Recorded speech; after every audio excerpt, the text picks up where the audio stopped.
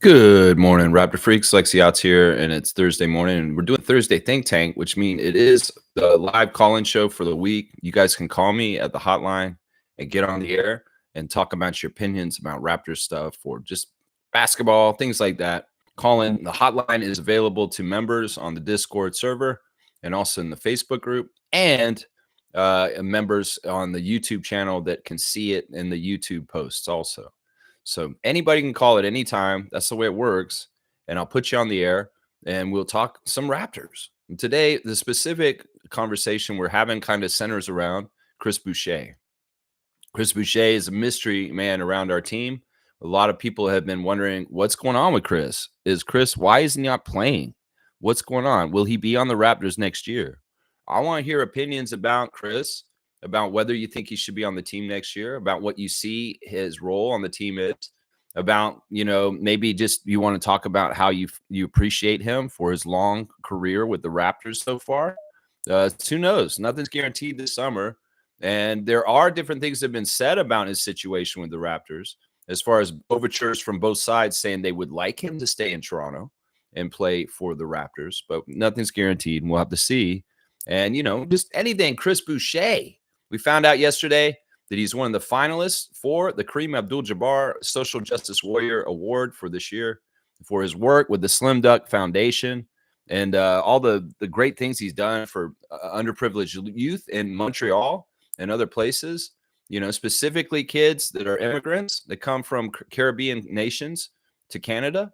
He's trying to help them out with STEM stuff and all kinds of different things, giving computers, scholarships at TMU and stuff like that. So he's getting recognized for his philanthropy and his community activism as far as things. He's up against some tough NBA vets that have done a lot of good around in their areas also. So it'll be tough for him to actually win this award, but just being one of the 5 finalists, well, that's some prestigious stuff. I mean, in some ways, he could say he's a Kareem Abdul-Jabbar finalist at this point for Social Justice Warrior Award. And that's prestigious in its own way. I would say that right now. Chris, you should be very proud that you were nominated for this award this year. It's not, there's a lot of people in the NBA doing a lot of giving and doing a lot of good stuff. They don't talk about it enough, in my opinion. But there's a lot of NBA players giving back all kinds of ways.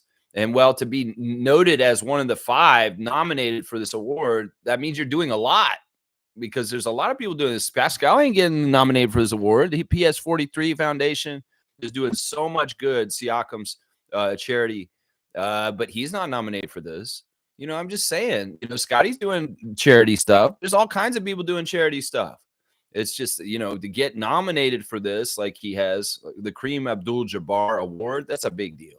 That's a big deal because people are recognizing that he's doing something that matters. And, well, to Chris, it's a personal thing because, man, he knows because he was there. I mean, he came from living on a bus in the wintertime, because he didn't want to stay at home because he didn't like the man that his mother was with. And, well, he was asleep on the bus in his teen years in Montreal in the middle of the winter. And so he knows what it's like to have nowhere to go, to not have resources, to be, very much on the bottom of society and not really feel like you have a whole lot of hope or chances.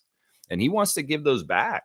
I mean, that kind of motivation to give back and charity is different when you're somebody who came from that place. Let's just put it that way. And that's a big, big part of one of the most probably rewarding things that Chris does in his life right now is the Slim Duck Foundation. So, yeah, any opinions, anything Chris Boucher, we're talking today. There's other stuff. We can talk NBA playoffs. We can talk other issues and things that are going on around NBA and the Raptors world. If you feel like it, just call in. The number is on the appropriate places. If you have access to the number, well, you're more than welcome to call me at any time. That's right. Trevor J's first in, of course, the commissioner of fun, Trevor J. I appreciate you. Thank you for being here once again. No matter how hard someone tried to hide the truth, always comes out in the end.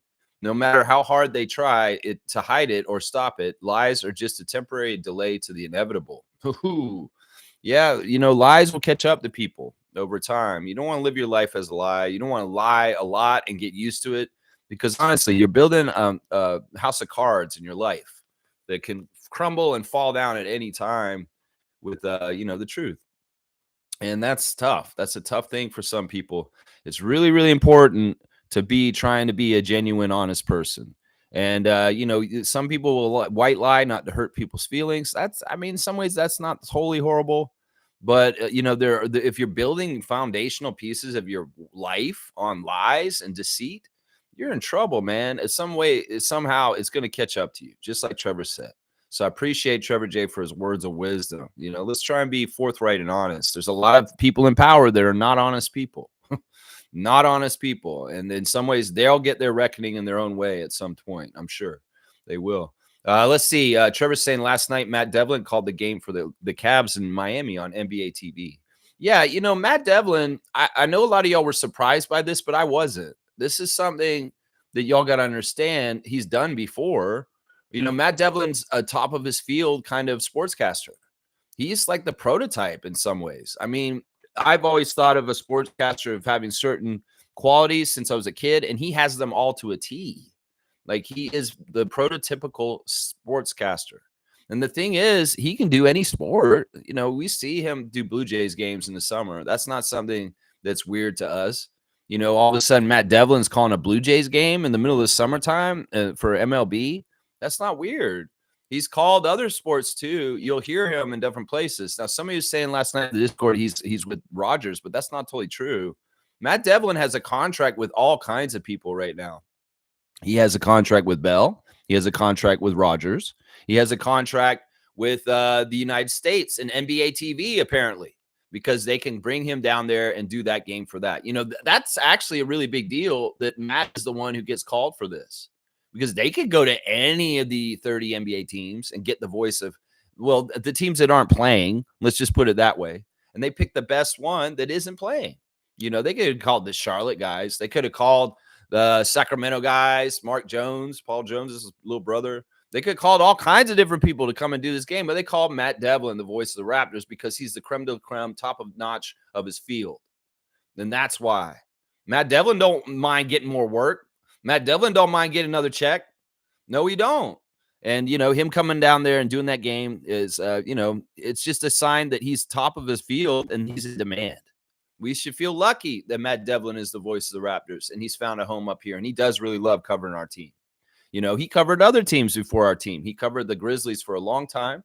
He was covering the Charlotte Hornets for a while there too. So it's like he's been around the NBA and covered different teams over time.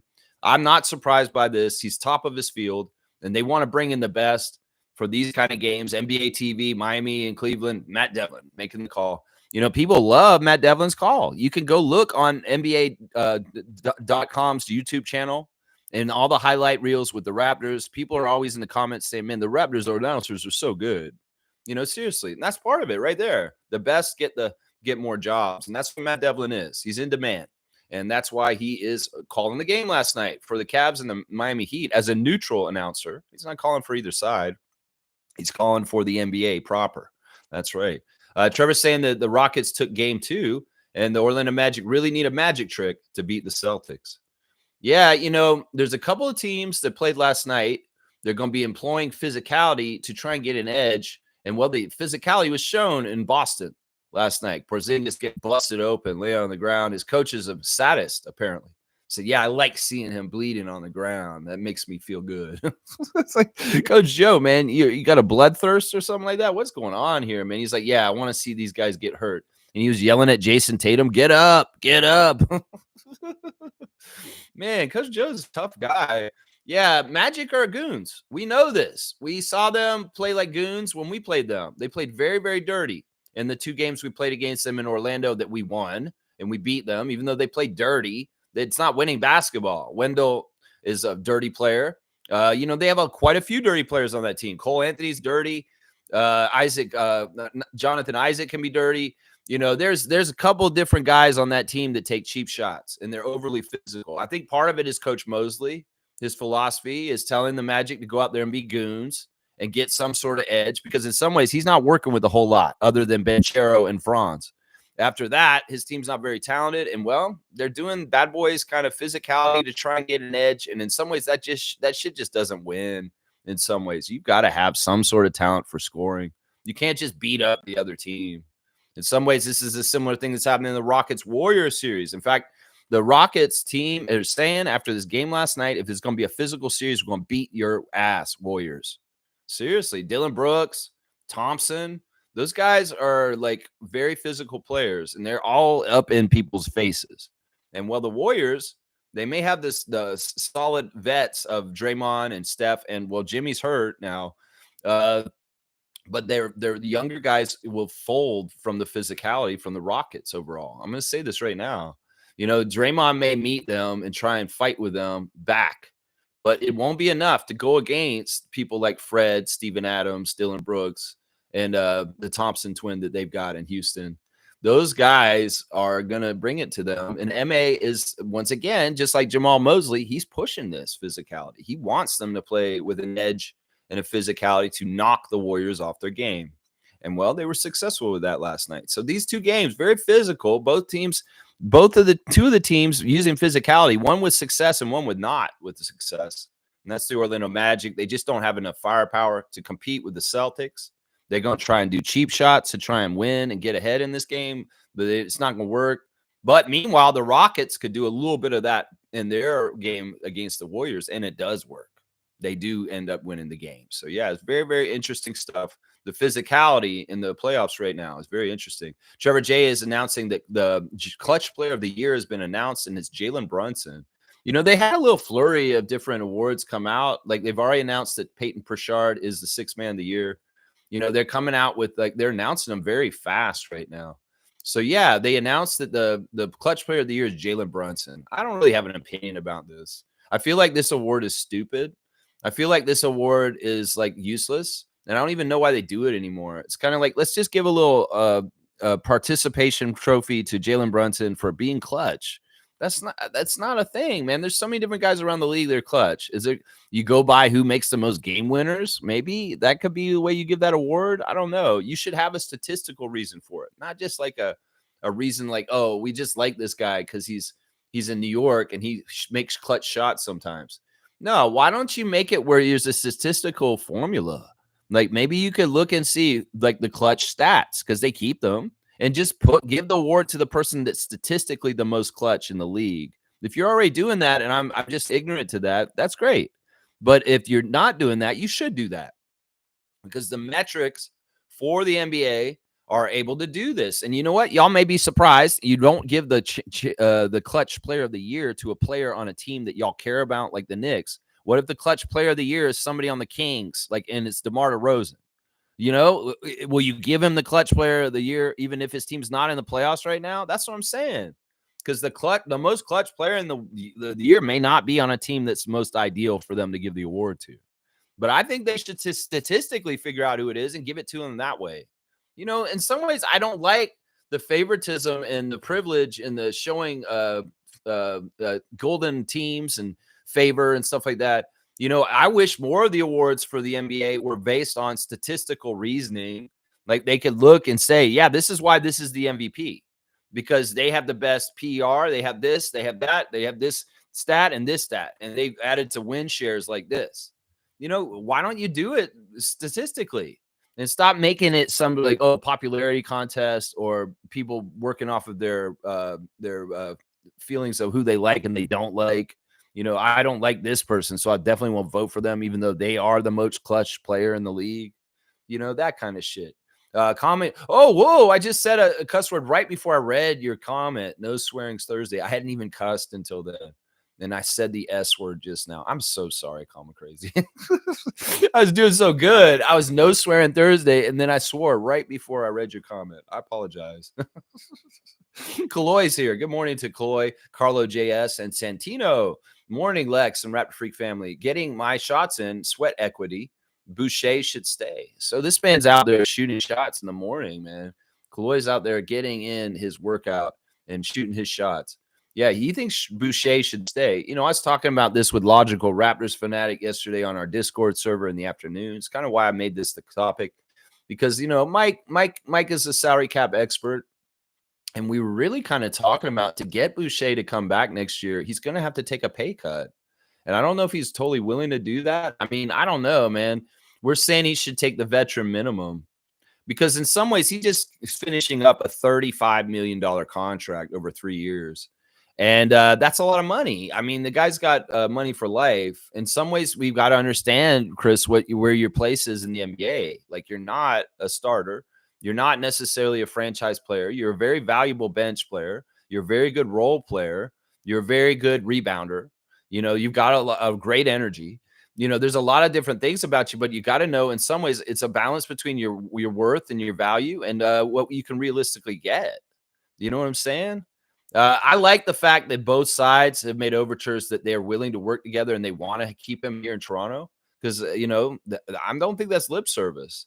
Although in some ways, sometimes it is from our front office, but we'll have to see. I know Chris would love to stay in Toronto for sure. All of his posts, even with all the weirdness about him not playing at the end of the year, he's still very pro Raptors with all of his social media. And, I don't know what's going to happen. Mike was saying that he thinks that it'll be a veteran minimum. This is the only way we can keep him because of the way things are going to expand with Brandon and possibly a very high first round pick this year in the summer.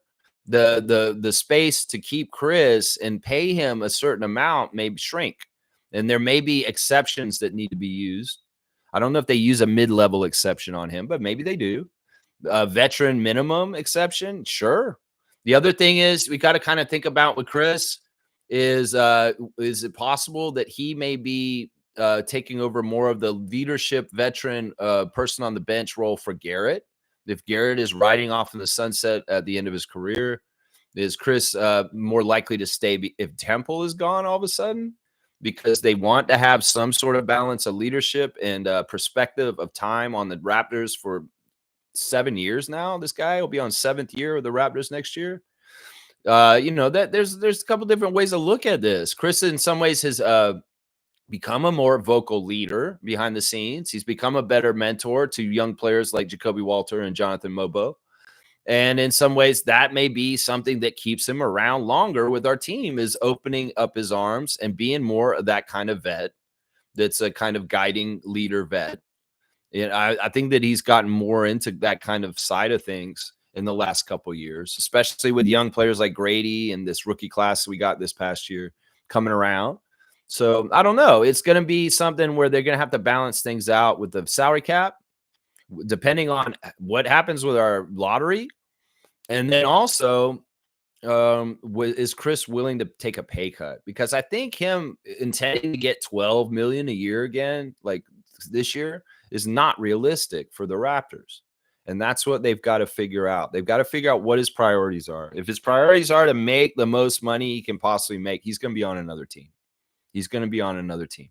If he wants to try and stay because he likes this team and this nucleus and Scotty and everybody else, and he loves being in Canada and he doesn't want to deal with down south, he'll stay for less. But that's the thing. In some ways, it's going to be about this. And if Chris really wants to cash out and make even more money, he may have to go to another one of the NBA teams. And that's too bad in some ways. That's too bad. Nameless is here. My paisano. Good morning, sir. Chris is doing the only thing that matters, helping people. In my estimation, that's all anybody can be judged on. I mean, I don't know. First of all, I guess we should not be judging anybody because the God above is the one who should be judging everyone in the end, right? In some ways, so everybody's so judgy these days, every which way. I mean, I get it. In some ways, it's good to be a good person, and sometimes shaming people to being better people works. But also at the same time, people have different lives. There's alternative views of life from each perspective. And who's to say somebody is wrong when you so sure that you're right? It's a crazy, weird thing, man. I will agree that helping others and being humanitarian and doing things like that, that is God's work. That is the Christ-like work, is to help the needy, the poor, the vulnerable, the people that need the help. That's more like Jesus Christ and what he would be doing than anything that MAGA is doing right now. Yeah, there's nothing Christian about MAGA. MAGA's satanic at this point. Seriously. Nameless, why don't you call me, man? The phone line is open. Give me a call, my paisano. I'd love to hear your voice on the phone and hear you chop it up with me a little bit on Raptors-related issues. That's right. Stargate is here. Good to see the Stargate is here. Matt does baseball games as well. That's right. He does the baseball with the Blue Jays. I mean, he'll do a football game. I'm sure he could do a TFC game. I'm sure he could do a Toronto Rock lacrosse game. I mean, he's done like stuff with wasn't he doing World Cup announcing a little bit in there too, right? You know, so he's been available. You know, when he wasn't hurt that one summer because he dropped the weight on his foot, he couldn't really work a whole lot that summer. But yeah, he finds work in the off season. He's doing different things other than just being the voice of the Raptors. He's got a lot going on. Good to see you, Stargate. Trevor's saying I'm right there with Chris and others who gives back because we know where we came from, how hard it was. That's what I'm saying. Trevor told me this early on when I first met Trevor. Because I asked him, I was like, Trevor, why are you so nice to me? Why are you so good to me? So it was because I like to give back to good people. And in some ways, I know because of my path in life, it's hard times. And in some ways, that's part of the reason why I'll go to the grocery store and drop $1,000 on somebody else's grocery bill just to help them out. Because I was that kid. I was that young person. I was that young adult. I was that young man that went through struggles to get to the place where I'm at, where I'm successful. And I've done it. And I'm not a greedy hoarder. I'm not somebody who's trying to buy like 10 mansions and a super yacht and like just keep it all and evade taxes and all kinds of shit. No, I want to pay my fair share. And part of me paying my fair share is also going above and beyond and looking out for people. Once again, I'm telling you, the biggest war in the world today, and it has been on the down low, is this versus this. And it's either you pick one side or the other. Either you're for money, business, capitalism, just bottom line, fake bullshit, monopoly money bullshit that just was made up by man, the system that is not actually real or natural, is not a real thing of this world, but everybody makes their greedy, selfish decisions on, or you make decisions on this, your heart, humanity, people, blood, relations, family, friends, coworkers, you know, people in community. And that's the thing. It's like, look, there's a lot of evil people that are in charge that only care about this, and they don't care about this. And the strongest worlds and the strongest communities and the strongest things in the world are built on community and humanity and looking out for each other. In some ways, it's like greed is bad, Gordon to Gecko. And the 80s of Reagan and trickle-down economics have made it all the worse now, 40 years later. And that's the thing. Once again, every single person, you need to look at yourself in the mirror. I understand that money is a necessary evil in this world right now. Well, maybe someday it won't be because things will change. And you need to earn money to be able to eat and have a roof over your head.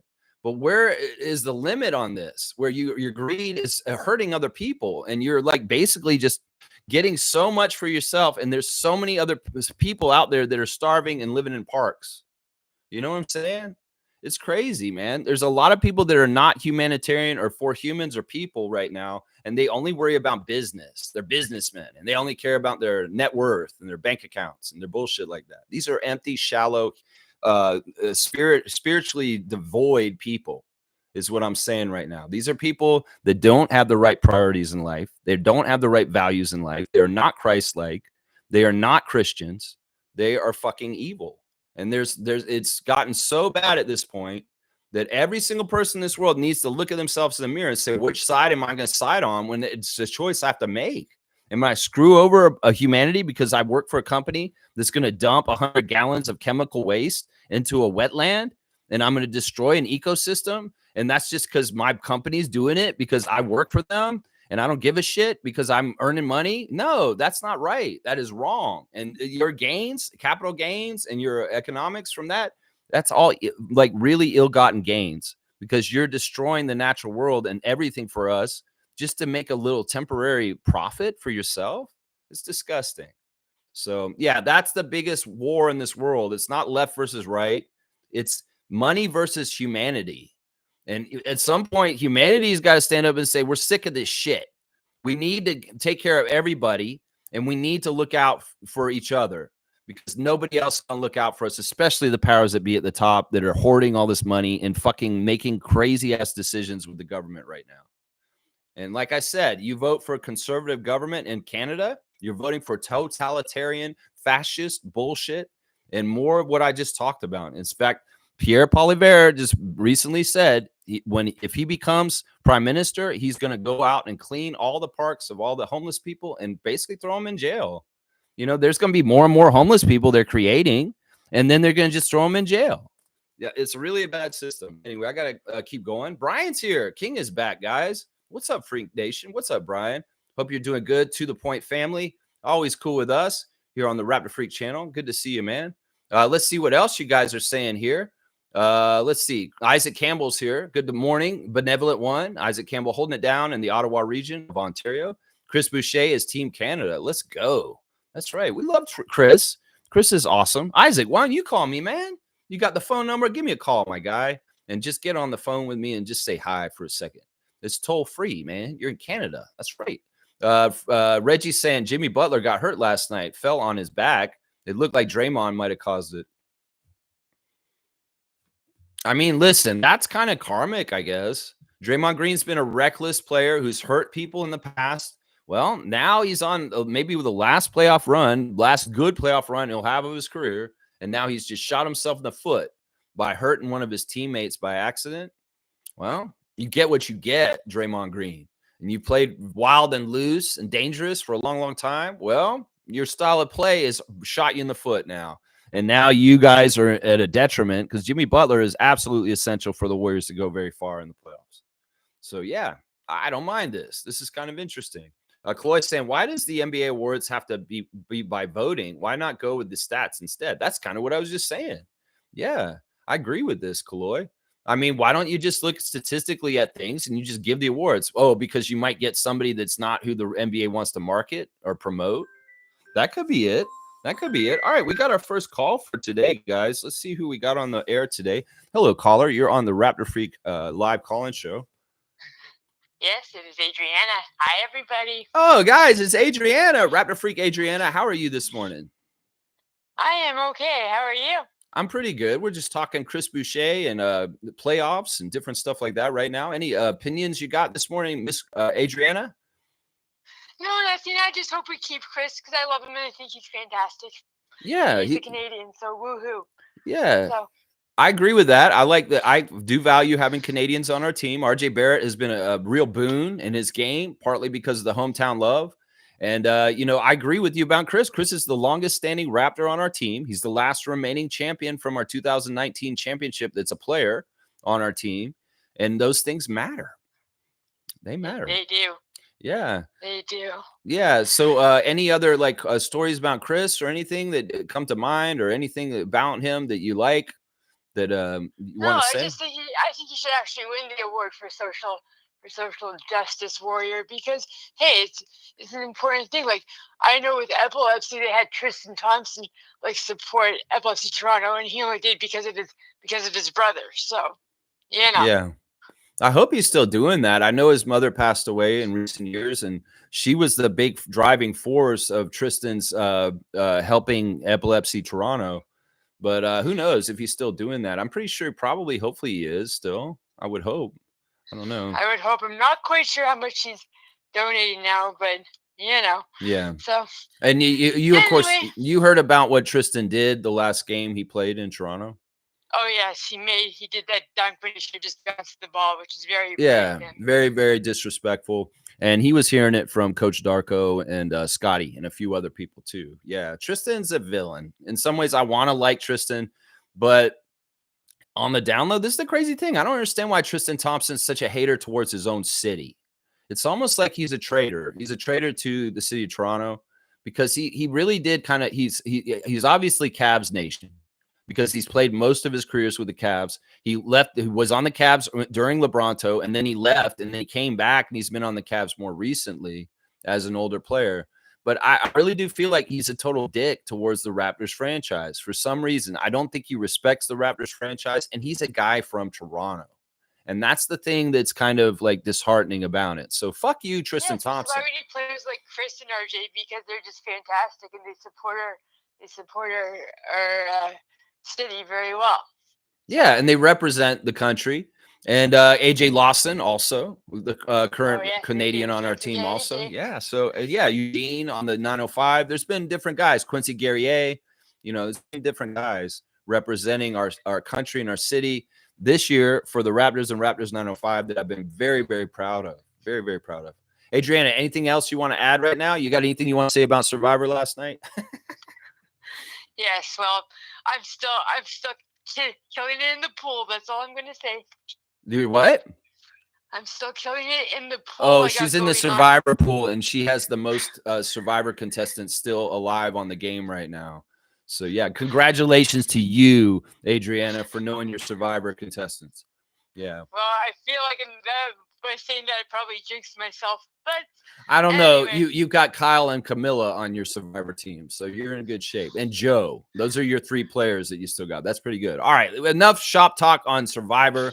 Y'all, thank you, Adriana, for calling me today. I appreciate you calling, and I hope you have a good rest of the day. Alrighty, you too. Go Raptors and go Chris. There you go. Go Chris Boucher and go Raptors. There you go. Adriana giving us a call on the show today, saying hi and talking a little Survivor with us too for a second there. That's right. There you go. Yeah. Salute to Brian. Salute to Brian. Good to see you, King. And I hope you'll join us on the Discord more, guy.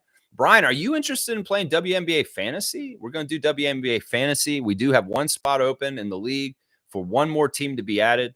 So if anybody's interested in playing Fantasy WNBA, get at me, like message me in the chat right now. I'll add you in there right now. There's only one spot left.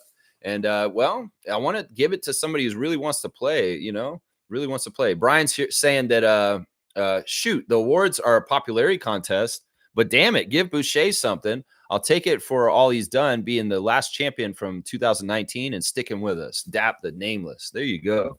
Yeah, I mean, I don't think he'll win it because honestly, he's in that category with like Drew Holiday, CJ McCollum, guys that have won this award before.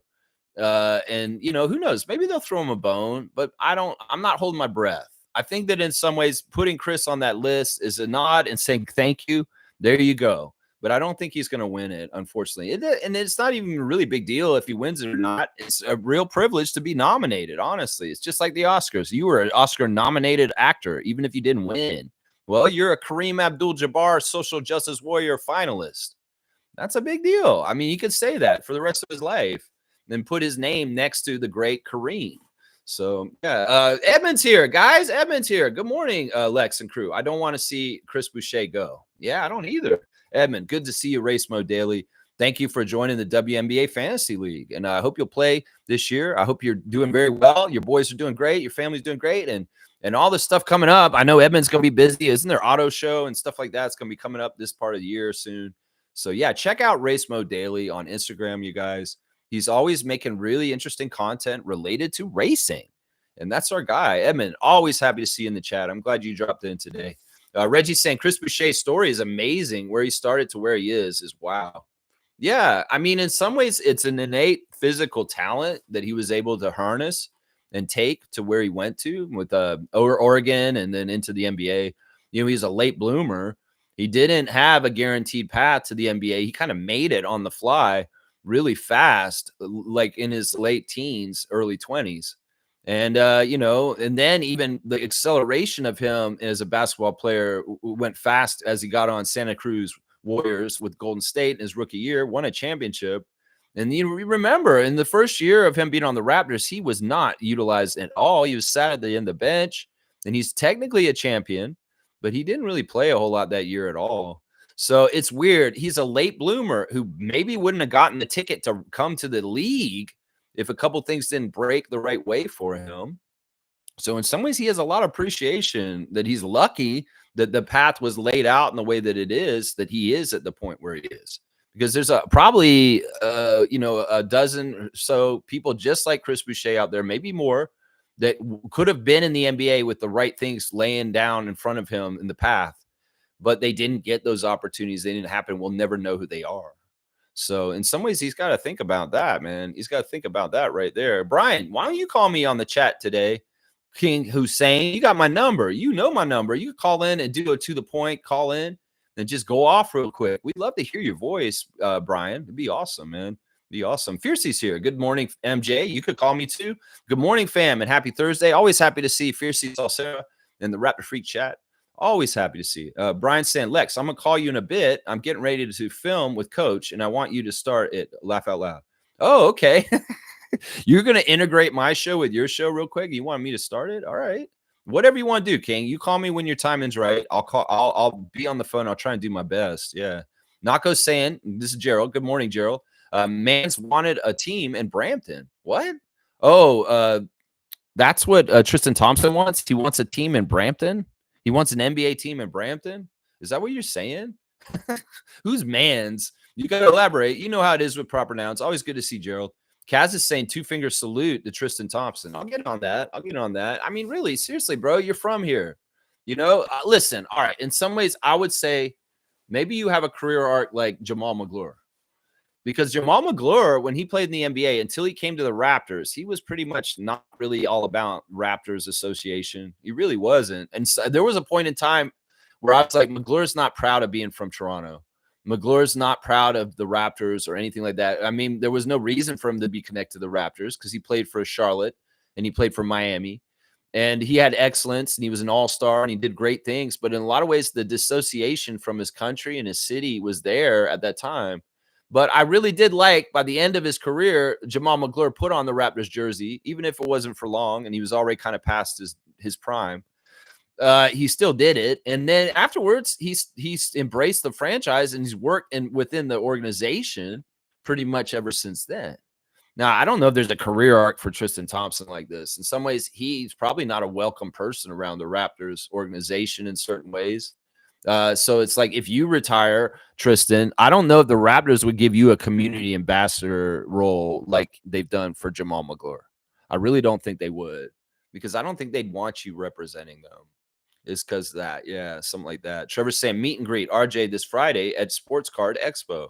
Yeah, I don't know the details on this event exactly, but apparently there's a Sports Card Expo on Friday where RJ Barrett will be there and he will meet and greet, sign autographs, I guess. I'm not sure.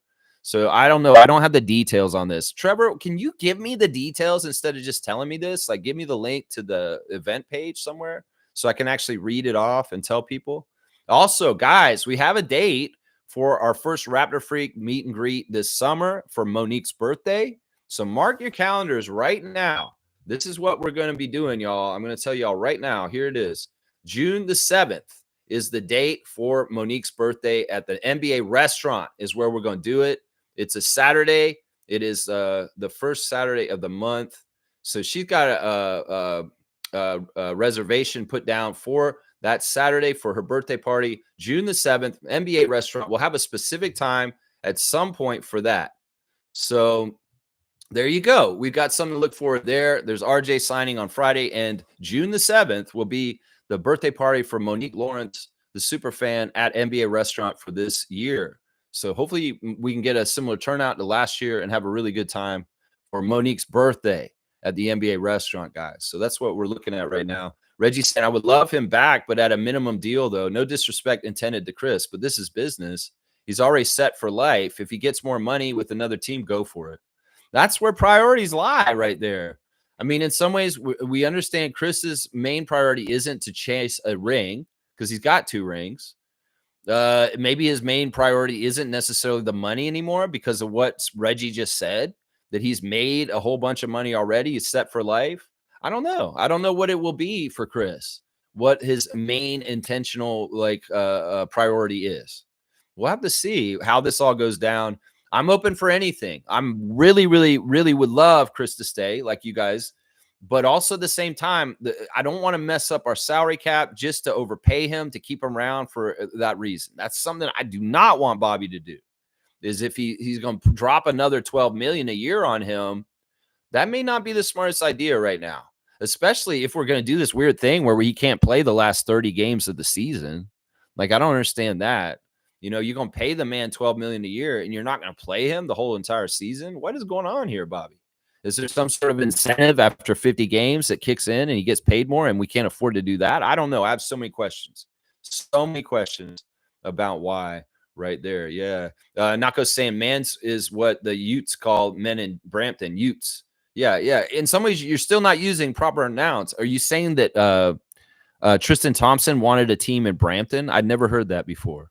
Speaking of teams and boroughs of Toronto, Scarborough Shooting Stars and Jamal McGlure. Let's go to the Instagram stories real quick because this is what's going on. First of all, we got Matt Devlin at the Cleveland game last night with Amy Audibert and the other guy, Jason, who does the Miami Heat. And, of course, he's reunited with Amy there. Of course, they're Miami Heat staff at this point.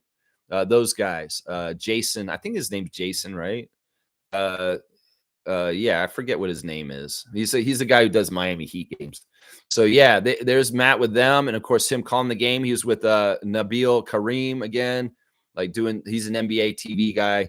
There's Lloyd taking a picture of Manila. They're in Philippines. There's a night skyline with all the city lights on in Manila, Philippines, where Lloyd is with Scotty and Jonathan Mobo right now. They're swimming in the bay also, and Boracay Island. Boracay. I don't know how to pronounce that. Please excuse me. Teresa Resch is at Crow's Theater watching Flex, which is a Crow's Theater and Obsidian Theater co-production. It's a basketball play, I guess. I don't know. It's a women's basketball play. Very interesting, called Flex. So she's down there supporting the arts and women's basketball at the same time. Also, the Professional Women's Hockey League is coming to Vancouver. Love that the announcement came directly from the Next Generation. So they got a team in Vancouver for the PWHL, and they got a bunch of young girls out there announcing it. That's pretty cool. And let's see what else we got. CIBC is doing commercials for the Tempo already as a main sponsor of their franchise. Let's see. Savannah Hamilton's with the Dream Team, and she's quoting Aja Wilson. I'm always going to bet on a woman when it comes to getting things done because that's what we do best. Aja Wilson, quote. There you go. I like to see that. And then also Savannah was at that show Flex last night too. The stage looks weird, man. It's like a basketball court. Very, very cool. RJ Barrett posting a picture of him and his teammates on his Instagram, the Raptors. There he is taking a shot over Andrew Wiggins in that picture. There he is with Scotty at practice and Emmanuel smiling, the barbecue smiling big. Yeah, and there he is working against Emmanuel in practice. So yeah, RJ with a couple action photos on his Instagram right now.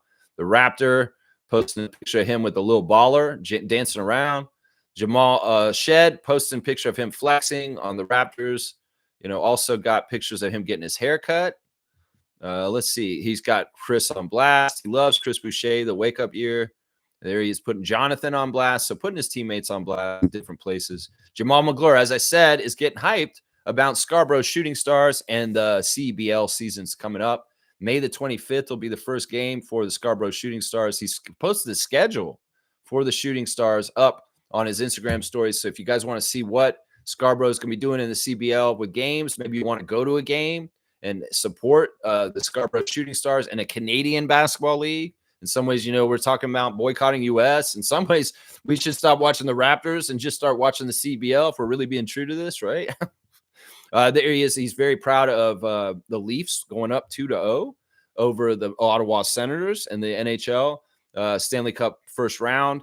He's got a picture of Jim Carrey wearing a Toronto Maple Leafs jersey on Saturday Night Live, celebrating the 2-0 start in this series against Ottawa. Also, Jamal put on blast June 29th, 3 to 9 p.m. Sunday is Escape, premium food, exclusive, drink exclusive, Canada Day weekend at Liberty Grand. It's going to be hosted by Giselle, the Wasi one.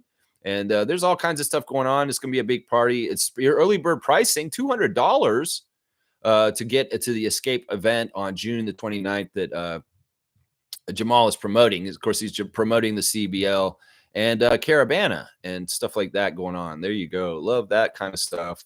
Let's see what else we got on the Instagrams. Norman Powell's Understand the Grind gear.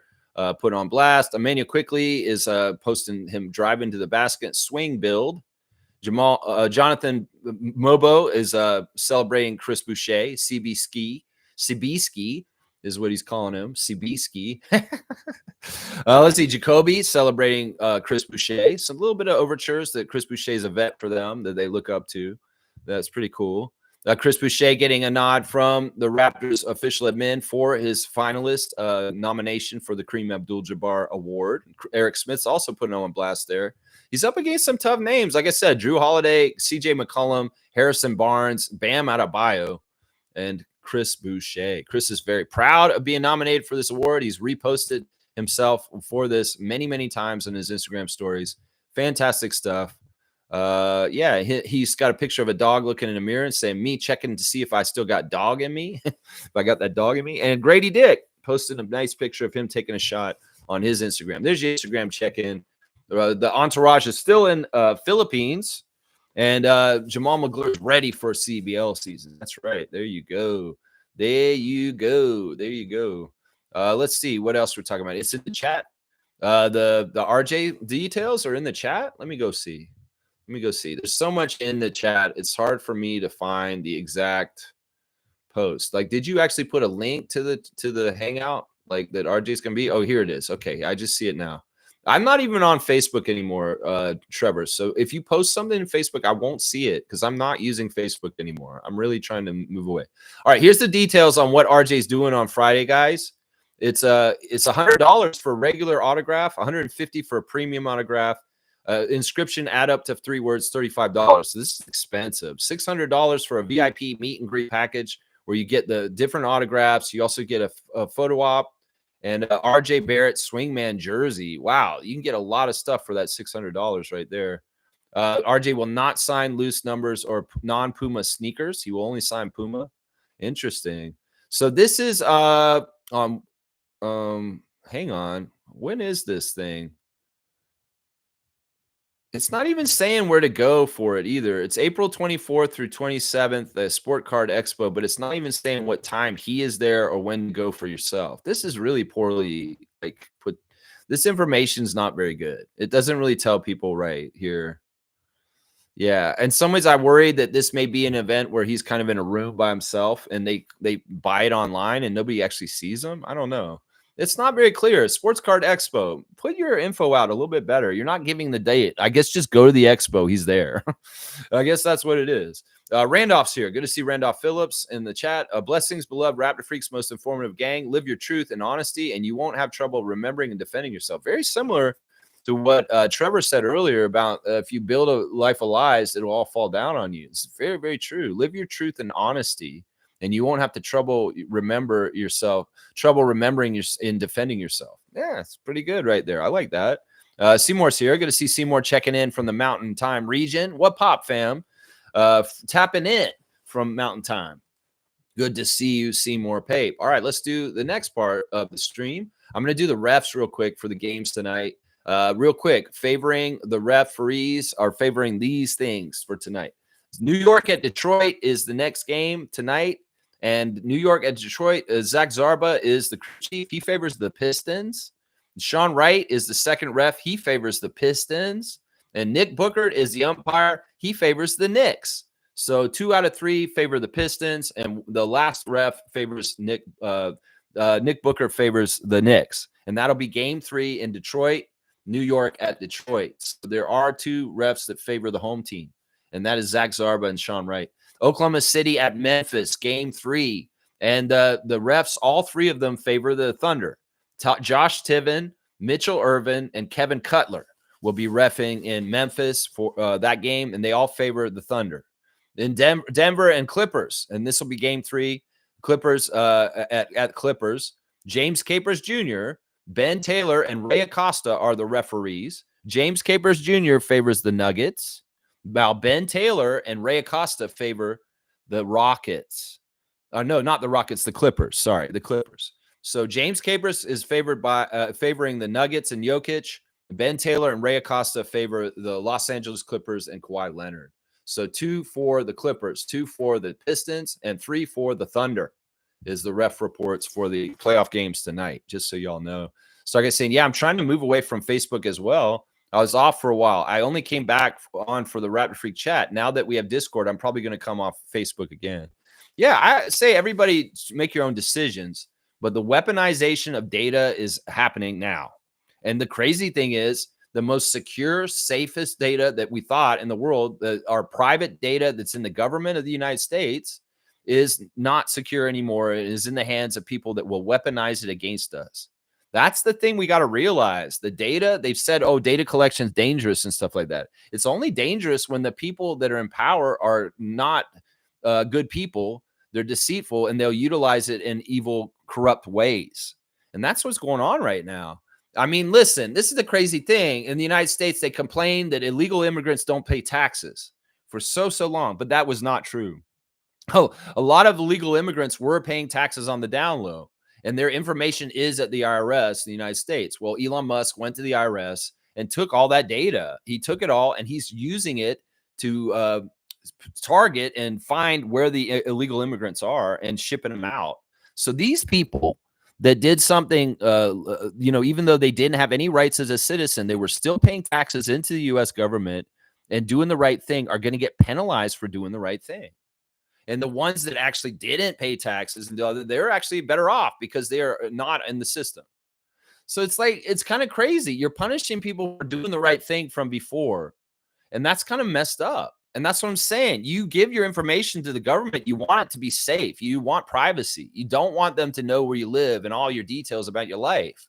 Well, that's what Elon did. He went into all of the institutions of the United States and stole all the data, and he's weaponizing it against the U.S. citizens. That's why I say we cannot trust Elon Musk, Jeff Bezos, Mark Zuckerberg on not utilizing our stuff that way. So anyway, we got another call. Let's see what's going on here. Hang on. Caller, you're on the Rapid Freak Live call-in show. How are you doing today? How's it going? Stargate here. Stargate is in. Good to hear your voice, Stargate. I hope you're doing well. We're just talking about the Facebook thing. You're saying you're thinking about leaving Facebook very soon, much like myself. Yeah, I was off for a while. To me, it's just a bunch of nonsense that's on there anyway. So it's really not beneficial to anybody, really. But that's just me, right? There's two things that I'm worried about. First of all, Facebook was very vigilant about fact checking for many years, but they fired all their fact checkers around Christmas.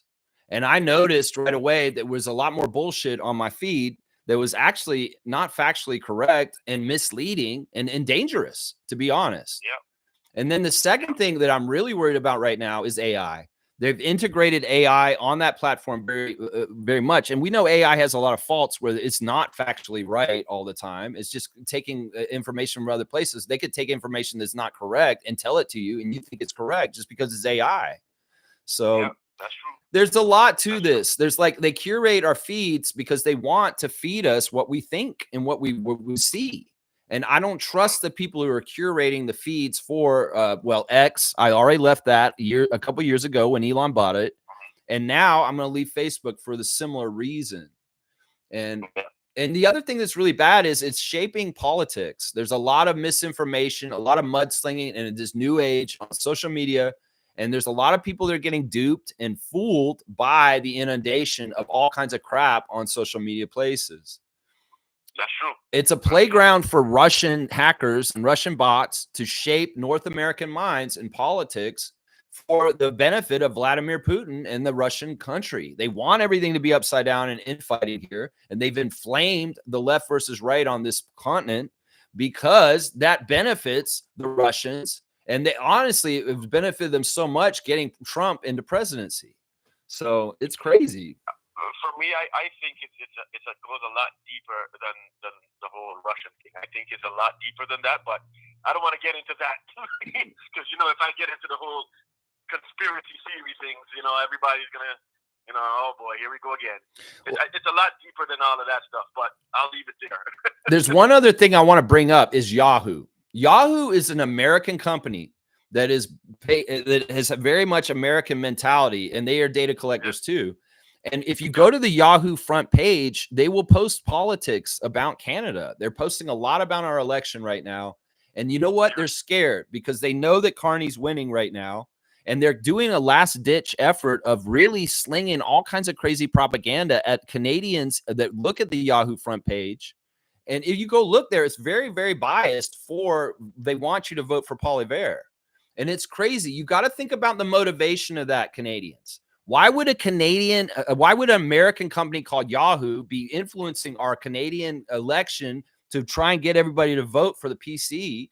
Because they want that. And I have to say, if you're a proud Canadian, you want Canada to stay true north, strong and free. You cannot afford to vote for the Conservatives because they'll take away CBC, which is identity for Canada, and they also want to take away our healthcare, which is part of our identity also. So in some ways, it sounds like the PC government would be very similar to MAGA, and we don't want to go in that totalitarian Nazi kind of direction in this country, is what I would say.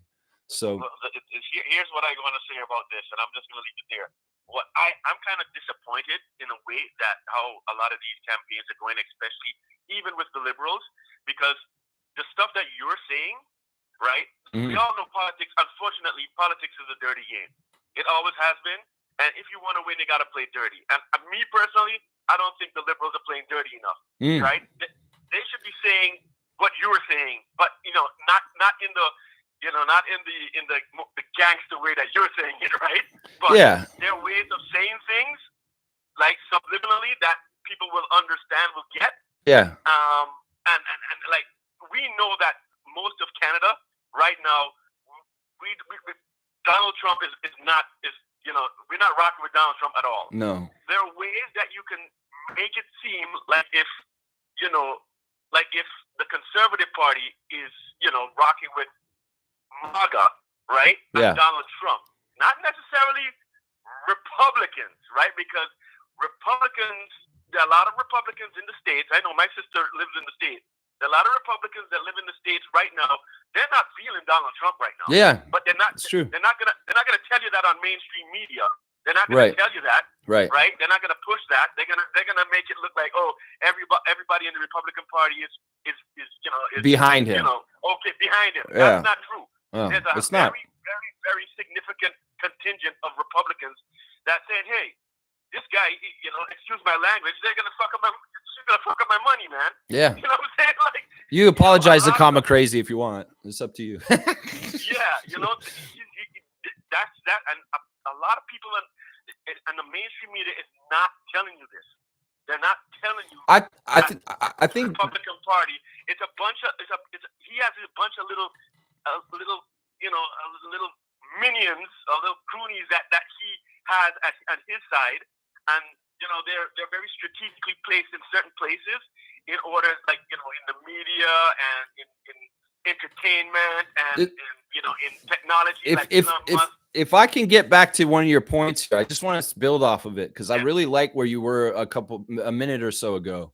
Yeah. You're saying that you don't feel like the left, the liberals and the Democrats in the United States are fighting dirty enough because the right wingers are all fighting dirty and there's no scruples about breaking rules and lying and playing totally dirty. I agree with this. In fact, I feel like this is part of the reason why that side's been winning so much is because they are cheating and they have no scruples about doing things that are totally underhanded.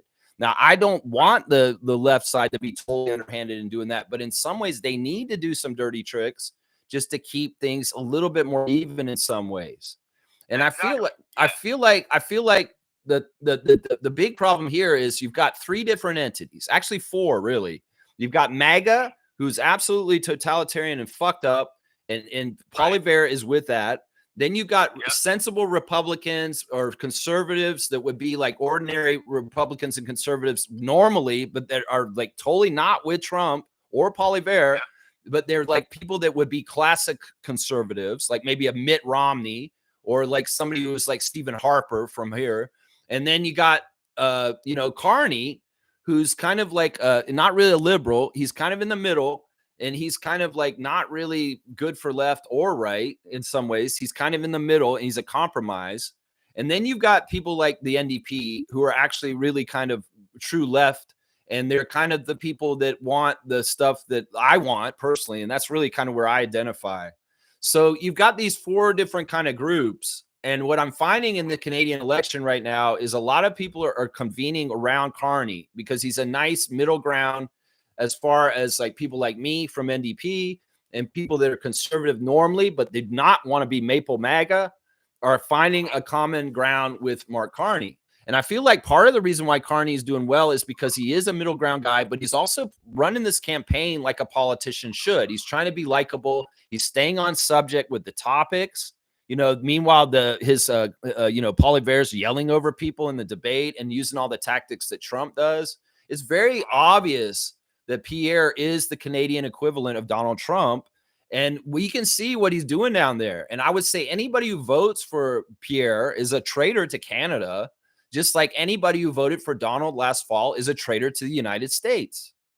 And that's just the way I'll put it right there. Now, Bernie Sanders and AOC are out there on the trail doing all kinds of great stuff in rural Republican places, getting huge numbers of people coming. And in some ways, we reject the middle party Democrats and the middle party Liberal Party for the real left people like Bernie and AOC, the workers people, the people that are for the people. And that's the fight that's going to be coming, is no more watering down bullshit and trying to meet halfway in the middle, Democrats and liberals.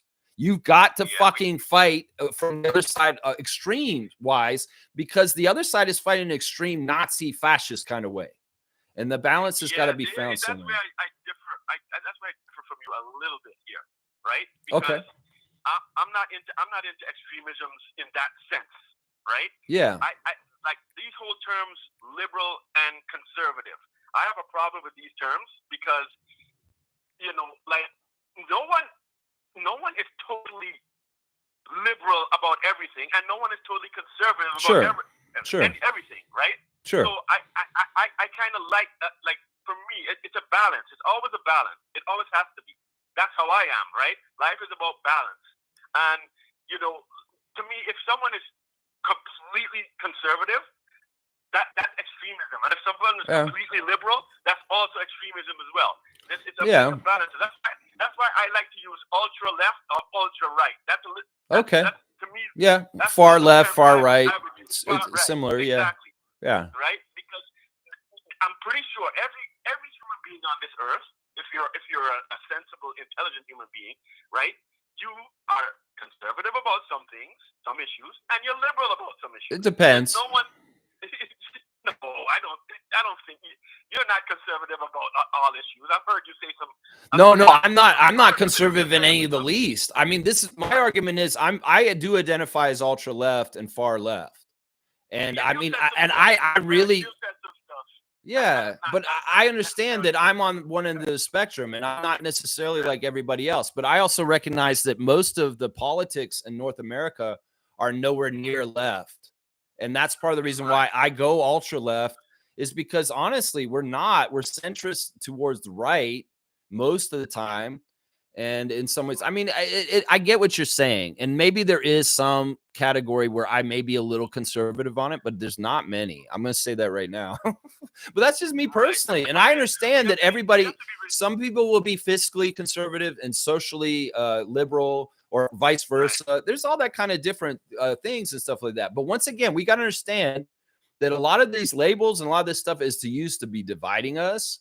And ultimately having the only thing that really matters as far as the difference in people is the ultra rich and the non-ultra rich. That's the only thing that matters in this world right now. Life is really simple. People to complicate it. All we need really is food, shelter, right? Yeah. Food and shelter. Yeah. And we are a rich society. We could give that to everybody. We could give that to everybody if we wanted to. Right. You to take care of your family. Give your families food and shelter. That's all people want to do. But people don't want that because they're racist, they're white supremacists, and they don't want people that are poor or minorities to have those things. In fact, they love seeing them suffer. They are that cruel and fucked up on the far right. They've shown their faces for real. They can act like they're Christians and say, oh, I go to church, I give money to charities and stuff like that. But I support systems that systemically hold down minorities and different people. Those aren't good people. Those aren't Christ-like people. Those are people that give lip service. And honestly, they're more out in the open now than ever right now, because Trump's administration is white supremacist. That's just the damn truth. We know that, but we have to understand too that, black folks will know, the names of Dr. Neely Fuller and Dr. Francis Cress Wilson, who talks a lot about white supremacy, right? And racism, white supremacy, and how racism and white supremacy are basically go hand in hand, right? I can't get into it deep, right? But I'm a follower of those two people. But you have to understand as well that white supremacy today is not the white supremacy of yesteryear, right? No. It's much more sophisticated, and it's much more, it's not just the name calling and all that stuff, right? Right. Or grandfather's idea of white supremacy is not the white supremacy today. And we have to understand that white supremacy also uses, we always think that, black folk are always, liberal, but especially in the United States, right? White supremacy has used black folks, and I see it more right now today, has used black folks for their own white supremacist reasons. That's why you have, right now, there's this movement called FBA that's going on in the United States, and I know black folks know about it, they're trying to separate, the black immigrants, right, from the black Americans, right? More it's a division. big thing, right? It's called FBA, Fundamental Black American. What they're trying to do is trying to push a wedge in between the black, it's more division. non-American blacks, Yeah. right? And what we found out is that the FBAs, a lot of them are Trump supporters, right? So basically, they are using certain tactics in order to divide the black community as well, and using black people to do it. This is the same thing as, like, understand. think about this in, like, the plantation system. You had the regular plantation workers, and then you had overseers. I studied all of that. I studied all of that. And it's a natural proclivity in a human being to try and get above people and, like, feel like you have more power and stuff like that. So if they go to certain people that are weak and, like, yeah, I don't mind subjugating my own people for my own gain, it's kind of thing. And, like, that division you're describing about the fundamentally black Americans, or, like, the people that were there, like, maybe they have generations that go back to slavery, but they've been on North America. And then you have somebody who's more recently came from Africa or another place. That's where they're trying to divide more. They just want people to be split up and not organized together, because the more they're organized together, they know who the real enemy is and the real problem is in society. And that's it right there. Yeah. Stargate, man, we've been very heavy call, man. Yeah. I didn't want to get into all of that. I actually called in to talk about Chris Boucher, to be honest. Yeah. Go ahead. Let's get back on track here. And let's hear what you have to say on Chris. I have a little bit a different perspective on Chris Boucher, because I personally think, now let me preface this by saying I like Chris Boucher. Every time, he's one of my favorite Raptors, and every time he gets on the court, he always provides something, right? Something that's exciting, something that that we want to see as fans, right? Yeah. But if you're not gonna play him, just let him go. I don't like disrespect. To me, I didn't like the way that they just didn't play him. Not even like, geez, they could have given 5 minutes. Like, come on. Yeah. Like, to me, that was disrespectful. If you're gonna treat him like that for the season, or for a significant part of the season, just let him go. Let him go. Right? Because that's disrespectful. To me, I would have been hurt if they did that to me. There's a lot of Raptors fans that feel like you. They're like, look, I like him being here and I'd like him to be here, but if you're gonna keep him and you're not gonna play him, you might as well let him go and play his career somewhere else and get time on the court. I totally understand that statement and that kind of mentality. I get that. And in some ways, maybe, like, if there is a decision this offseason with Chris where he does go to another team, maybe that's kind of like the benevolence of Bobby saying, you know what, I don't see you getting the playing time on our team anymore. In some ways, it'd be great to have you around still, but in some ways, I just don't see it. And in some ways, we've got to let you go just because we'd like you to be able to continue your career and try and further it in ways to try and get to new levels and different things.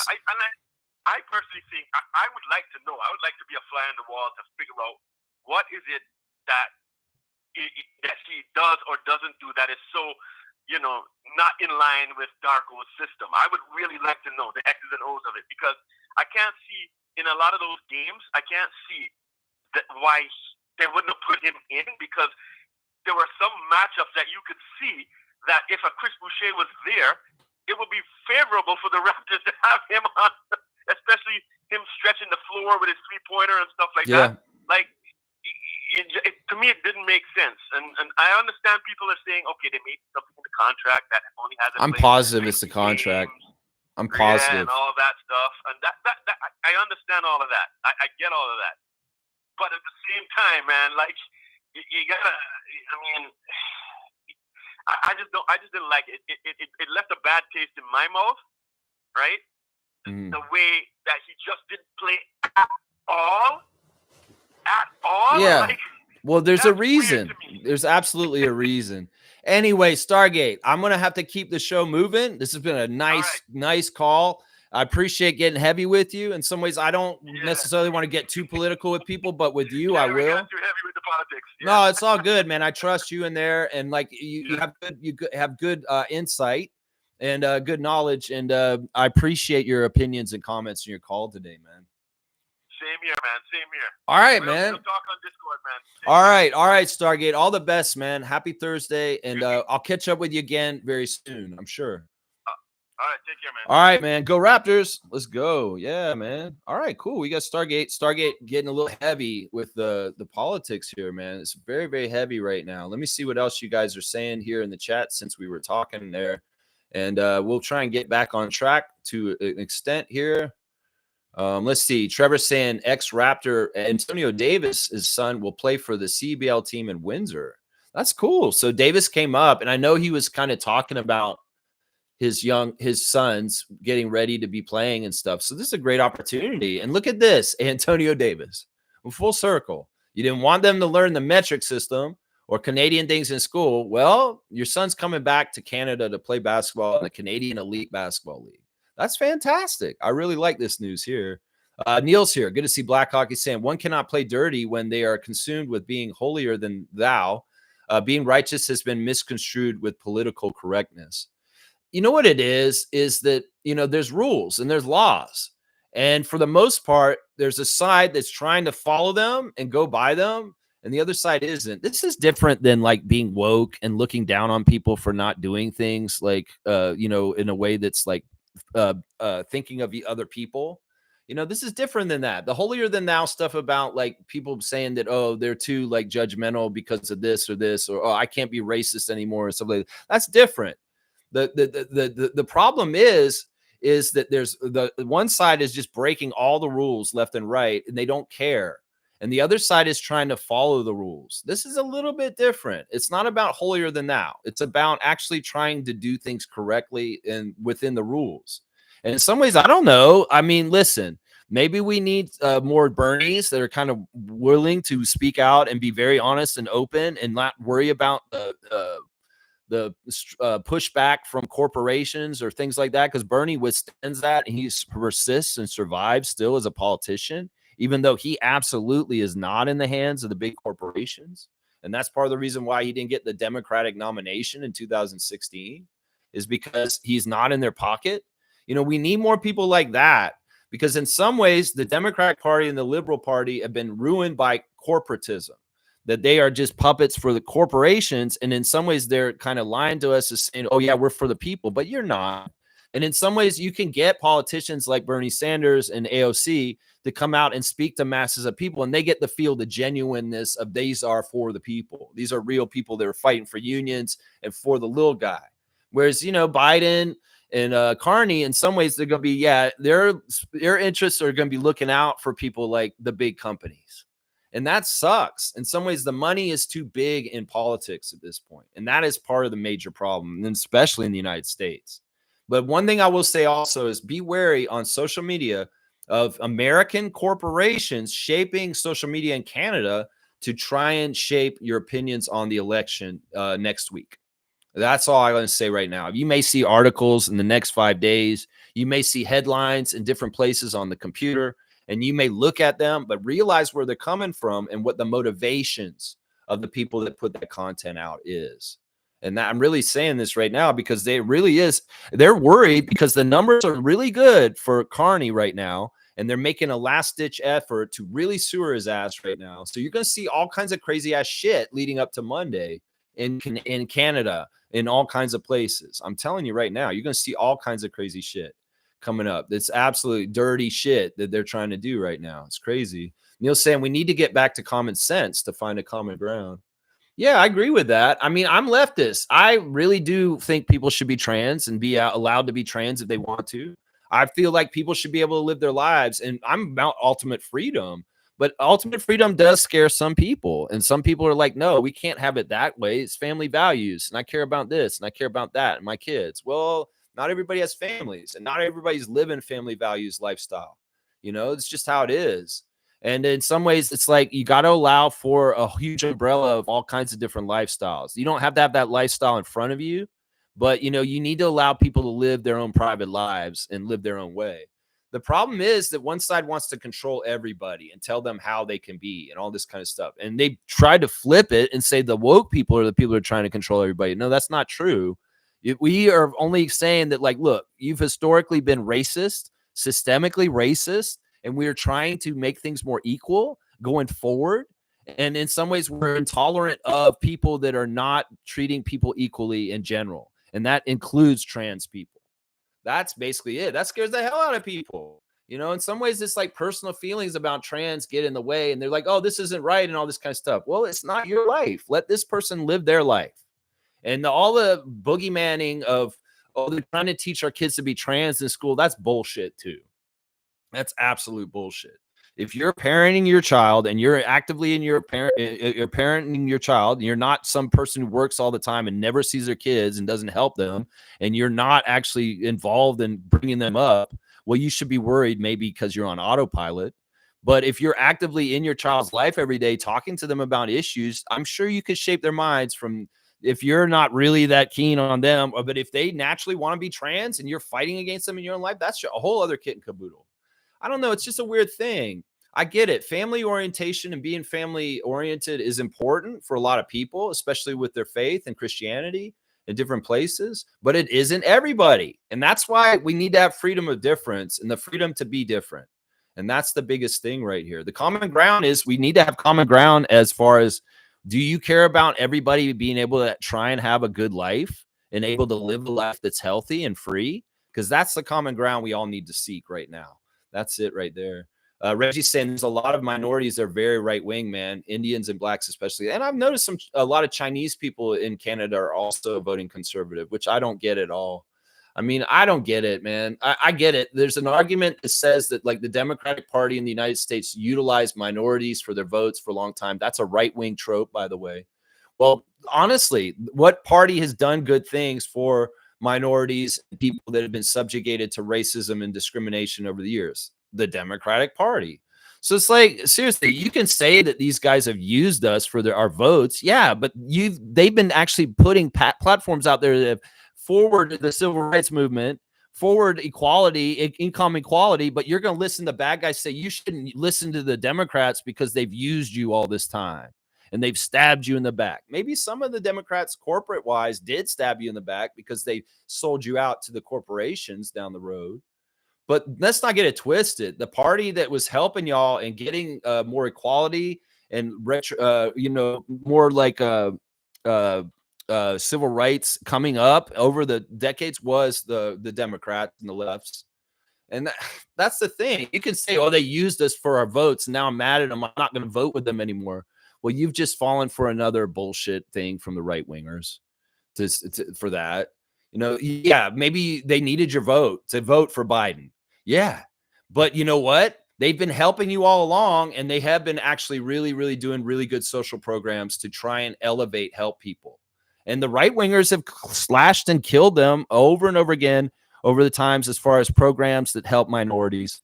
And Trump is doing it right now this week with Head Start and Medicaid and all this kind of other stuff. So we can believe in this. I don't get it, man. I had a roommate that I used to live with in Florida who is a black guy who is a Republican.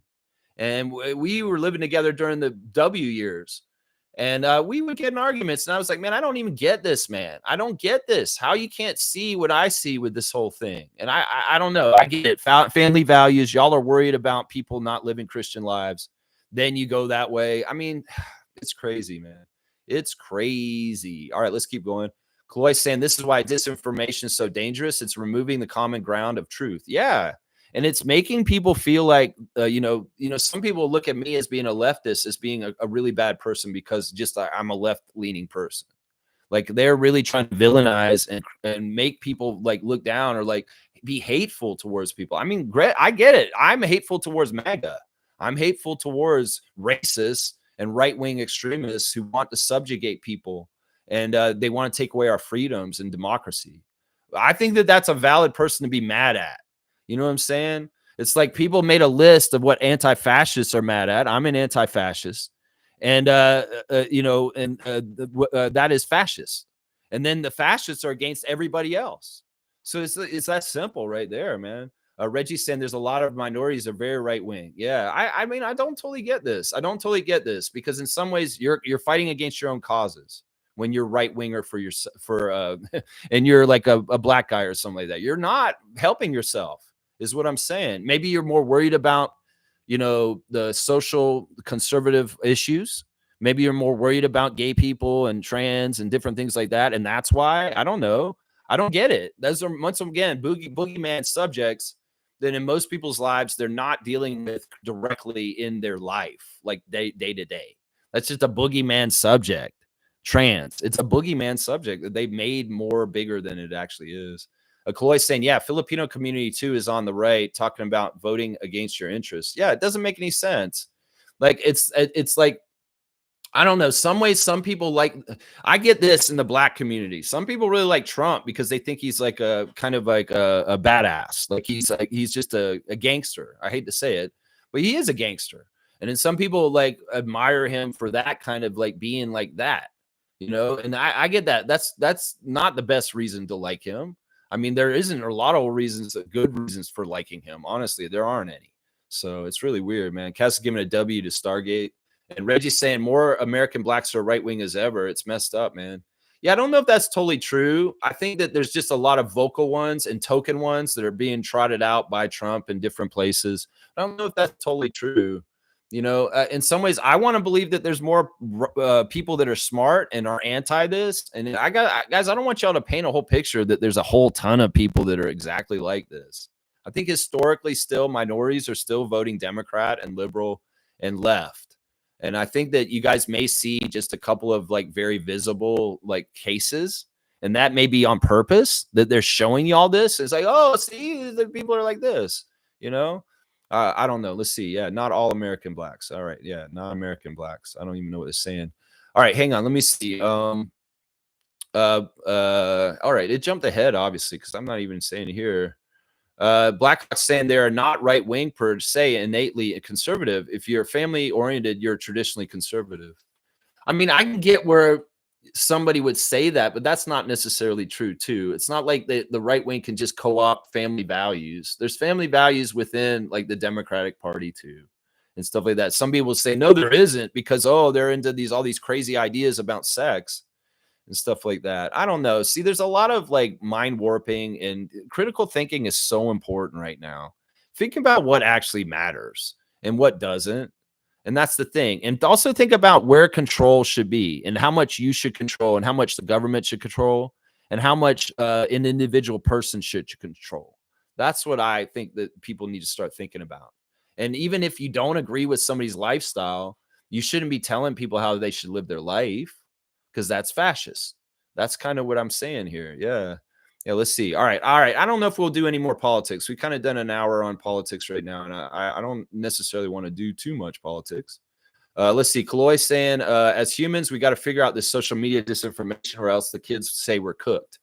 Yeah, I feel bad for the kids already. Like, I don't even know, man. I'm getting to the point where I want to just sit out in the woods, turn off the computer, and just get in tune with nature and stop engaging online as much as possible. I'll do it with the stuff that I care about, that I enjoy, that I've already been doing. But I don't want to have anything to do with AI.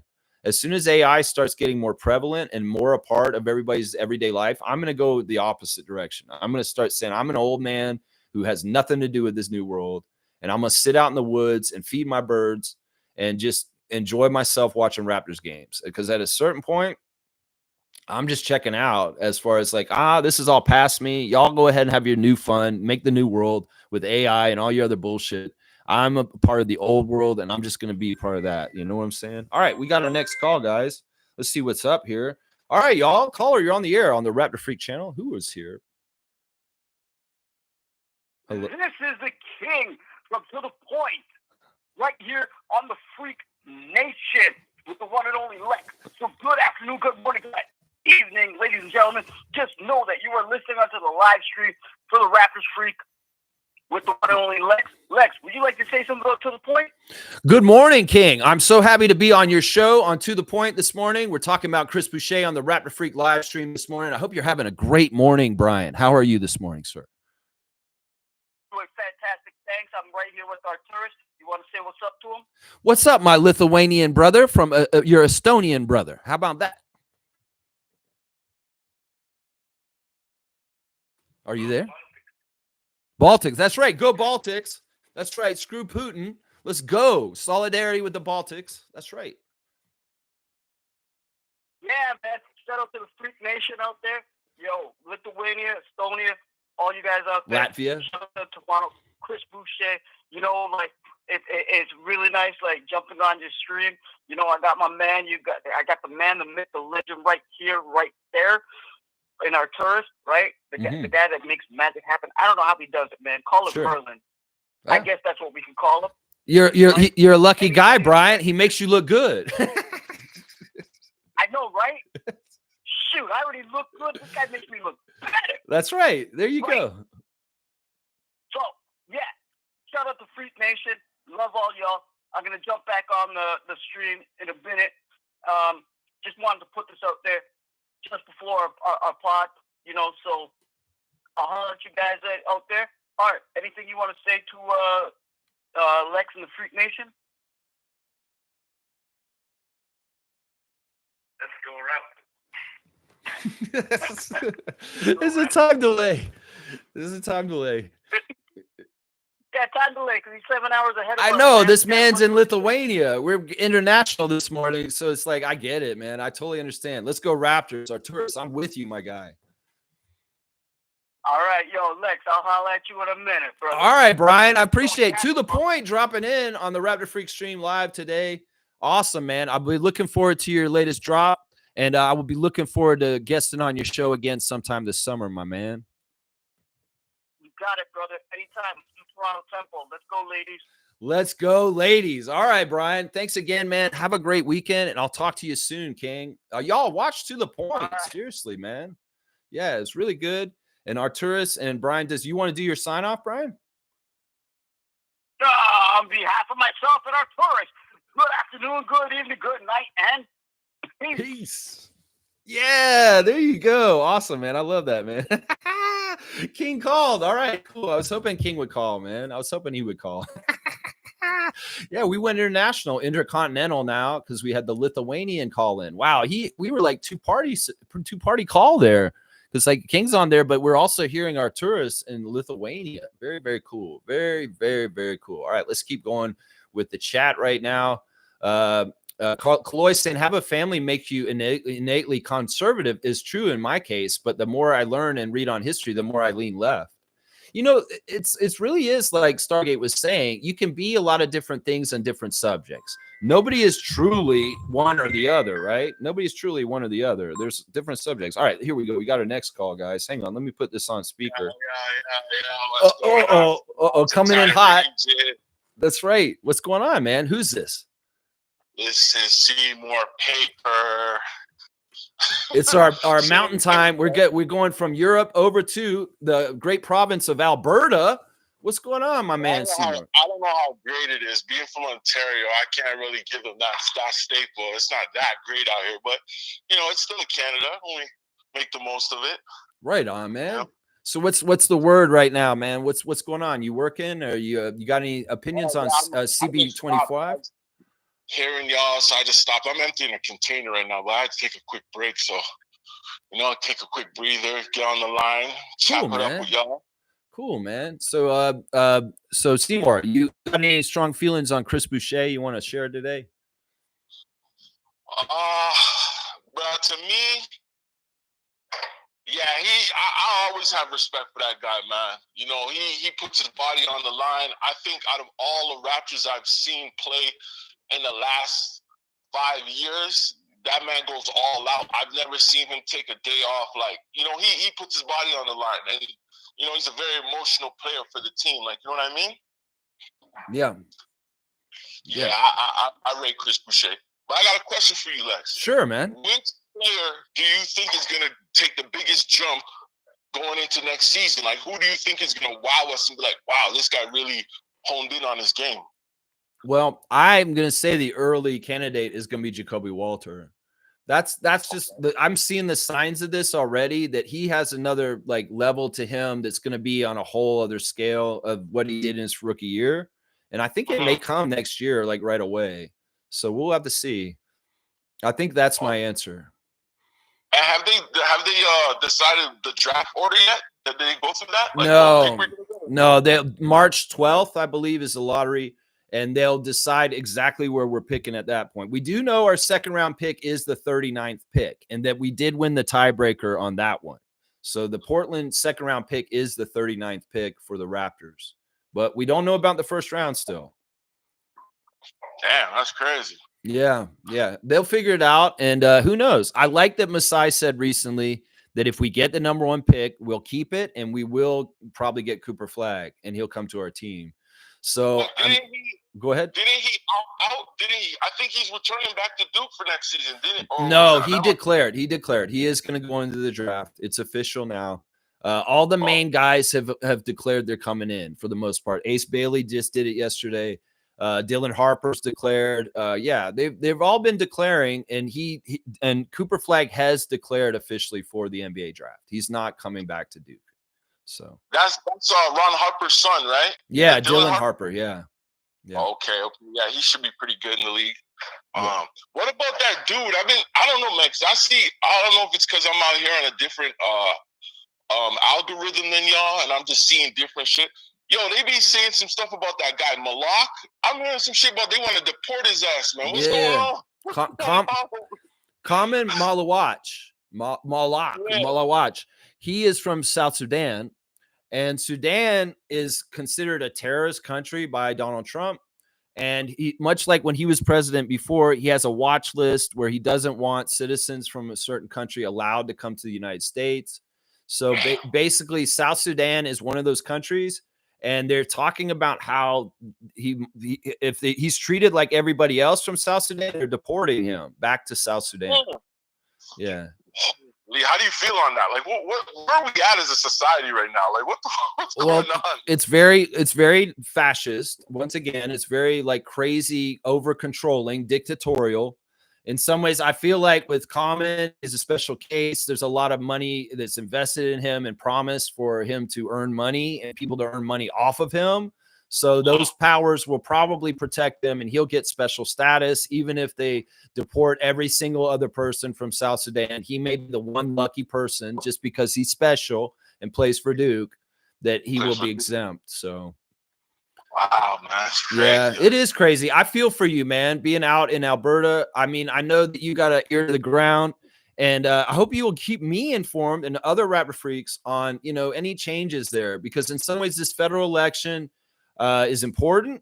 I applaud everybody for voting. If you haven't voted, get your vote in and vote on Monday for sure if you haven't voted yet, because this is a very important election, and depending on how this election goes, different things could happen. And one of the things I'm worried about for the province that Seymour lives in is that they're going to try some crazy bullshit like Quebec's tried in the years past as separating from Canada, some bullshit. So I worry about that for you guys out there in your province in particular. I really do. It's pretty crazy what's going on out here, man. It really is. Honestly, it doesn't even feel like Canada anymore. There's no respect.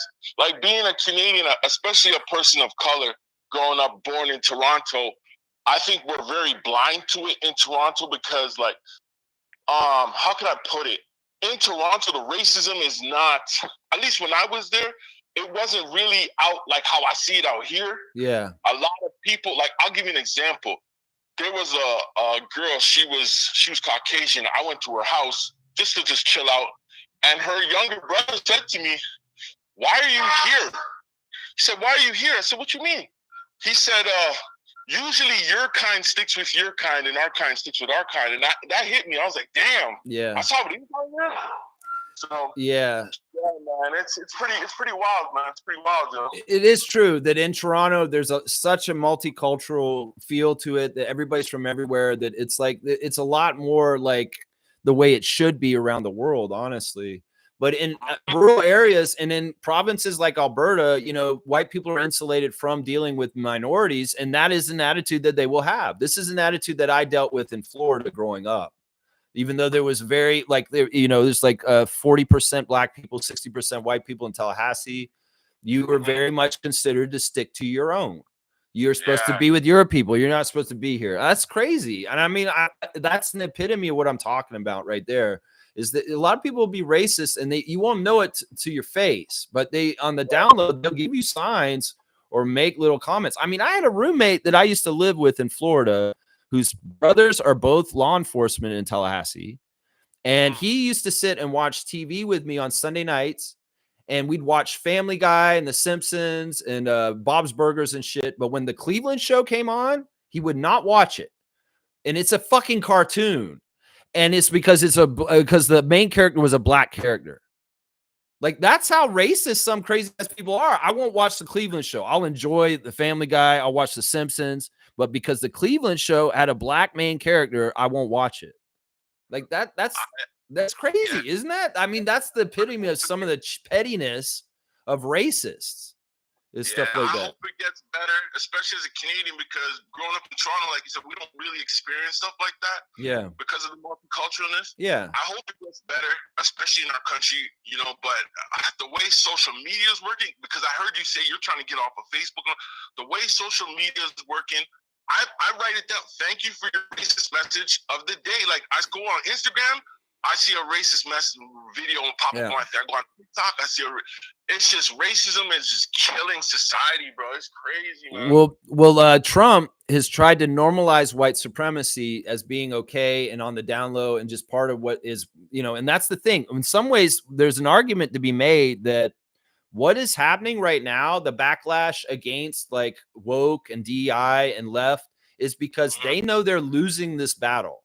Like, really, honestly, we are progressing in the future, and young people are going to be who they're going to be no matter what. Old people racists are going to die. Now, they want to institute young racists and indoctrinate young people to be racist because, you know, the problem is that in some ways the DEI stuff has been winning, and they know it's going to win in the long run. So the last gap effort of all the racists is to try and seize control by strong arming it right now and forcing it down our throats and trying to normalize it. Whereas actually, I look at this as the last big whiny tantrum hiccup of the racists, because they know a new world order of more inclusiveness and equity and things like that is coming. Like, this is just the big, huge, horrible, bad stuff right at the end, because there may be a new world coming where everybody actually is enlightened and understands that this shit ain't right, and inclusiveness and equality is the right way to go. I feel like that's the biggest problem here, is that they saw the great progress in progressive ideals as far as these kind of things. And, you know, they're trying to, this is their last ditch gasp, big, huge effort to try and stop all this. And they're doing well right now, but trust me, in the end, they're not going to win. Because young people are the future, and they'll progress. And the problem is, if the young people get programmed by AI and social media and bullshit, and they don't know how to think for themselves, they may be doomed to perpetuate it, is what I would say. But either way, I have the same wish as you. Let's fix things, and let's make the world more equitable for everybody to have a fair chance to have a good life. Because that's ultimately what's important. I got one more question before I get off this line. Sure. Sure. Which edition in the playoffs, well, not edition in the playoffs, what team in the playoffs made the best addition, do you think, going forward for their playoff chances? Like, I'll give you an example, like Alex Caruso going to the Thunder. Do you think that was a great addition, or the best addition for a team going to playoffs? You're probably going to say Luka going to the Lakers. No, I won't say Luka, because I don't think that's good for playoffs. I would say I like where you're at, but I'm going to say a different Thunder. I'm going to say Hartenstein. That he is a whole other level of adding to the Thunder. Last year, they did not do well in the playoffs and got bounced a little earlier than they wanted. Well, they stole the most important player from the Knicks last offseason. And I think Hartenstein's one of these kind of guys. I'd say on the down low, our guy Dennis for Detroit is another one of these guys. I would also say that those are the two that I come to my mind quickly with this whole thing. I would say on another level, Davion from Miami. That's been pretty good for them. Really good. So, really good. But yeah, I think the most important one that will be consequential in the end for the whole playoffs will be Isaiah Hartenstein for the Thunder. And that they'll ultimately win partly because Isaiah's been on their team playing defense and rebounding. So, Seymour, man, fantastic call. I appreciate getting a call from Alberta today. And yeah, man. And I appreciate your takes and your participation on the Thursday Think Tank call-in show, man. Anything else to add real quick? Always. Now I got to get back to work. My boss just came out. He's on a YouTube call-in show. No, you didn't hear that. All right, man. All right, Seymour. All the best, man. Go Raptors. Go Raptors. Let's Peace. go. That's right. All right, man. Wow, you're getting a lot of calls in. 4 calls today. Good stuff, man. I love it, man. All right, let me try and run through these comments. 20 minutes before 2 hours, and we're going to get out of here. I mean, I totally understand what Chloe's saying. Once you have a child, you probably, I don't understand because I don't have a child, but I can understand what the mentality would be is you have a child and you want to defend them and make sure that they're always like taken care of. And there's a lot of forces out in the world that are scary. And in some ways that makes you feel more like you got to be more family values and like worrying about this. Like I cuss so much. If I had kids, I probably wouldn't cuss so much. If I had kids, I probably wouldn't be certain ways and I'd probably temper my behavior in certain ways. But because I don't, I can be a little bit more freely lex. But I get that. In some ways, that is a way that people may become more conservative once they have children, is that they really have fears for their child in the world and they want to make sure that they're protected and safe. And I get that. I totally get that. Stargate saying it's smooth. I know not all Black Americans subscribe to that FBA cult mentality. I am well aware. However, it is still a divisive tactic that has been implemented by white supremacist powers brokers. Yeah. I mean, that's actually a trope that they've used a long time is Black people from America that are identify as American, African-American against newly to the country Africans, you know, or people from the islands or other places around the world. And this isn't just pertaining to Black Americans. This can pertain to Asian Americans, all types of Americans that come and immigrate from other places.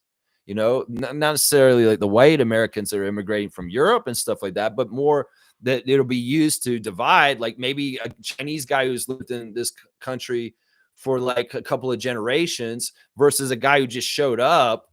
You know, they will use that to divide and try and get them not on the same page. It's very much just division. It's the same playbook. It's the same playbook. They want to divide poor people up. Well, Black poor people, you got to be against white poor people and vice versa. Whereas they actually share more in common than, you know, a rich white man with a poor white man that has more in common with a poor Black man. You know, it's crazy. They just want divide and conquer. It's the way they go right there, right there. Neil saying, I don't care what people want to be as long as it's not fucking goats. Yeah, I mean, and there's laws against that. So they shouldn't be doing that. Yeah. Reggie's saying it took a long time for me to accept gays and lesbians, man. I was ignorant against them for a long time. I went through a period of education acceptance. See, that's part of it. Is some of it is we're preying on ignorance, some of this, and like things that you don't understand. You know, in some ways, some people have to go through journeys with themselves where they may hate gay people because in some ways they're searching their own feelings about whether they may be gay or not. And they're like, I don't want to be gay, so I just have to hate gay people. You know, there's a lot of that kind of shallow bullshit and stuff like that. You know, it's an interesting, weird thing. But once again, division is the main weapon here. And they just want to divide no matter what. No matter what, they want to divide. Neil saying, newsflash, when you live outside the box, you know that you're not left or right. You're just doing the best in an effed up system. Yeah. And I mean, that's kind of why I get with people that are homesteaders or just kind of like opting out of the system. In fact, that's more of what I'm trying to do, man. Minimalist and not as consumer. I don't buy stuff every day. I don't try to drive my car every day. I don't try and do stuff every day because I understand that that's all the racket. It's just like in They Live in John Carpenter's movie with Roddy Piper. He puts on the glasses and the subliminal messages on the billboards are saying consume, procreate, buy. Because that's all they want. They want you to drive economics. They want you to drive money. So in some ways, my way of fighting that is being minimalist. I buy only the things I absolutely need. And I'm not excessively buying stuff just for the sake of buying stuff because that's what they're trying to program into people is to just buy shit unconsciously. And, you know, and in some ways, the less we consume, the less we buy new products, the more we save the planet green wise, because they're always destroying things to build new stuff that we don't necessarily need. That's exactly junk that goes into a landfill anyway. You know, this is the kind of stuff I'm thinking about as far as opting out of the system more and more is by not being as much of a consumer anymore. The less you spend, the better in some ways, because it's not turning the wheels of the big trucks that carry everything everywhere and doing everything like that. The pandemic taught us that this world can come to a standstill and we can change our economic behavior and being a little bit more tight. And some people are having to do it just because of economic survival. They've had to tighten the purse strings and not be spending extra stuff on extra bullshit and stuff like that. So I really do believe in a minimalist lifestyle. It is not as consumer oriented as they want you to be. People that just go to Walmart for no reason, then just walk around the aisles and just grab stuff off the shelves unconsciously. That's who I'm talking to right there. And you didn't even need to spend that money. And half that shit that you bought, it goes straight in the garbage into a landfill. So think about your impact on consumer society and buy things that you need that are sustainable, that will stay with you for your whole life. And that's the other racket. They're building items that will break down and fall apart quick because they want you to keep having to buy the item. Stuff like that, man. It's crazy. Kaloy saying it's the Latino vote that swayed this shit. Probably Asian too. Yeah, I think the Latino vote in the United States really was stupid and voted for Trump. And now a lot of them are getting deported.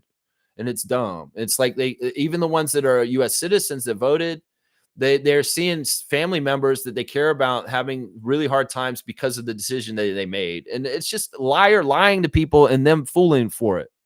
It's so stupid. You didn't have to listen to him. He's a conceited liar that has been a liar that we've all known for like 40 years.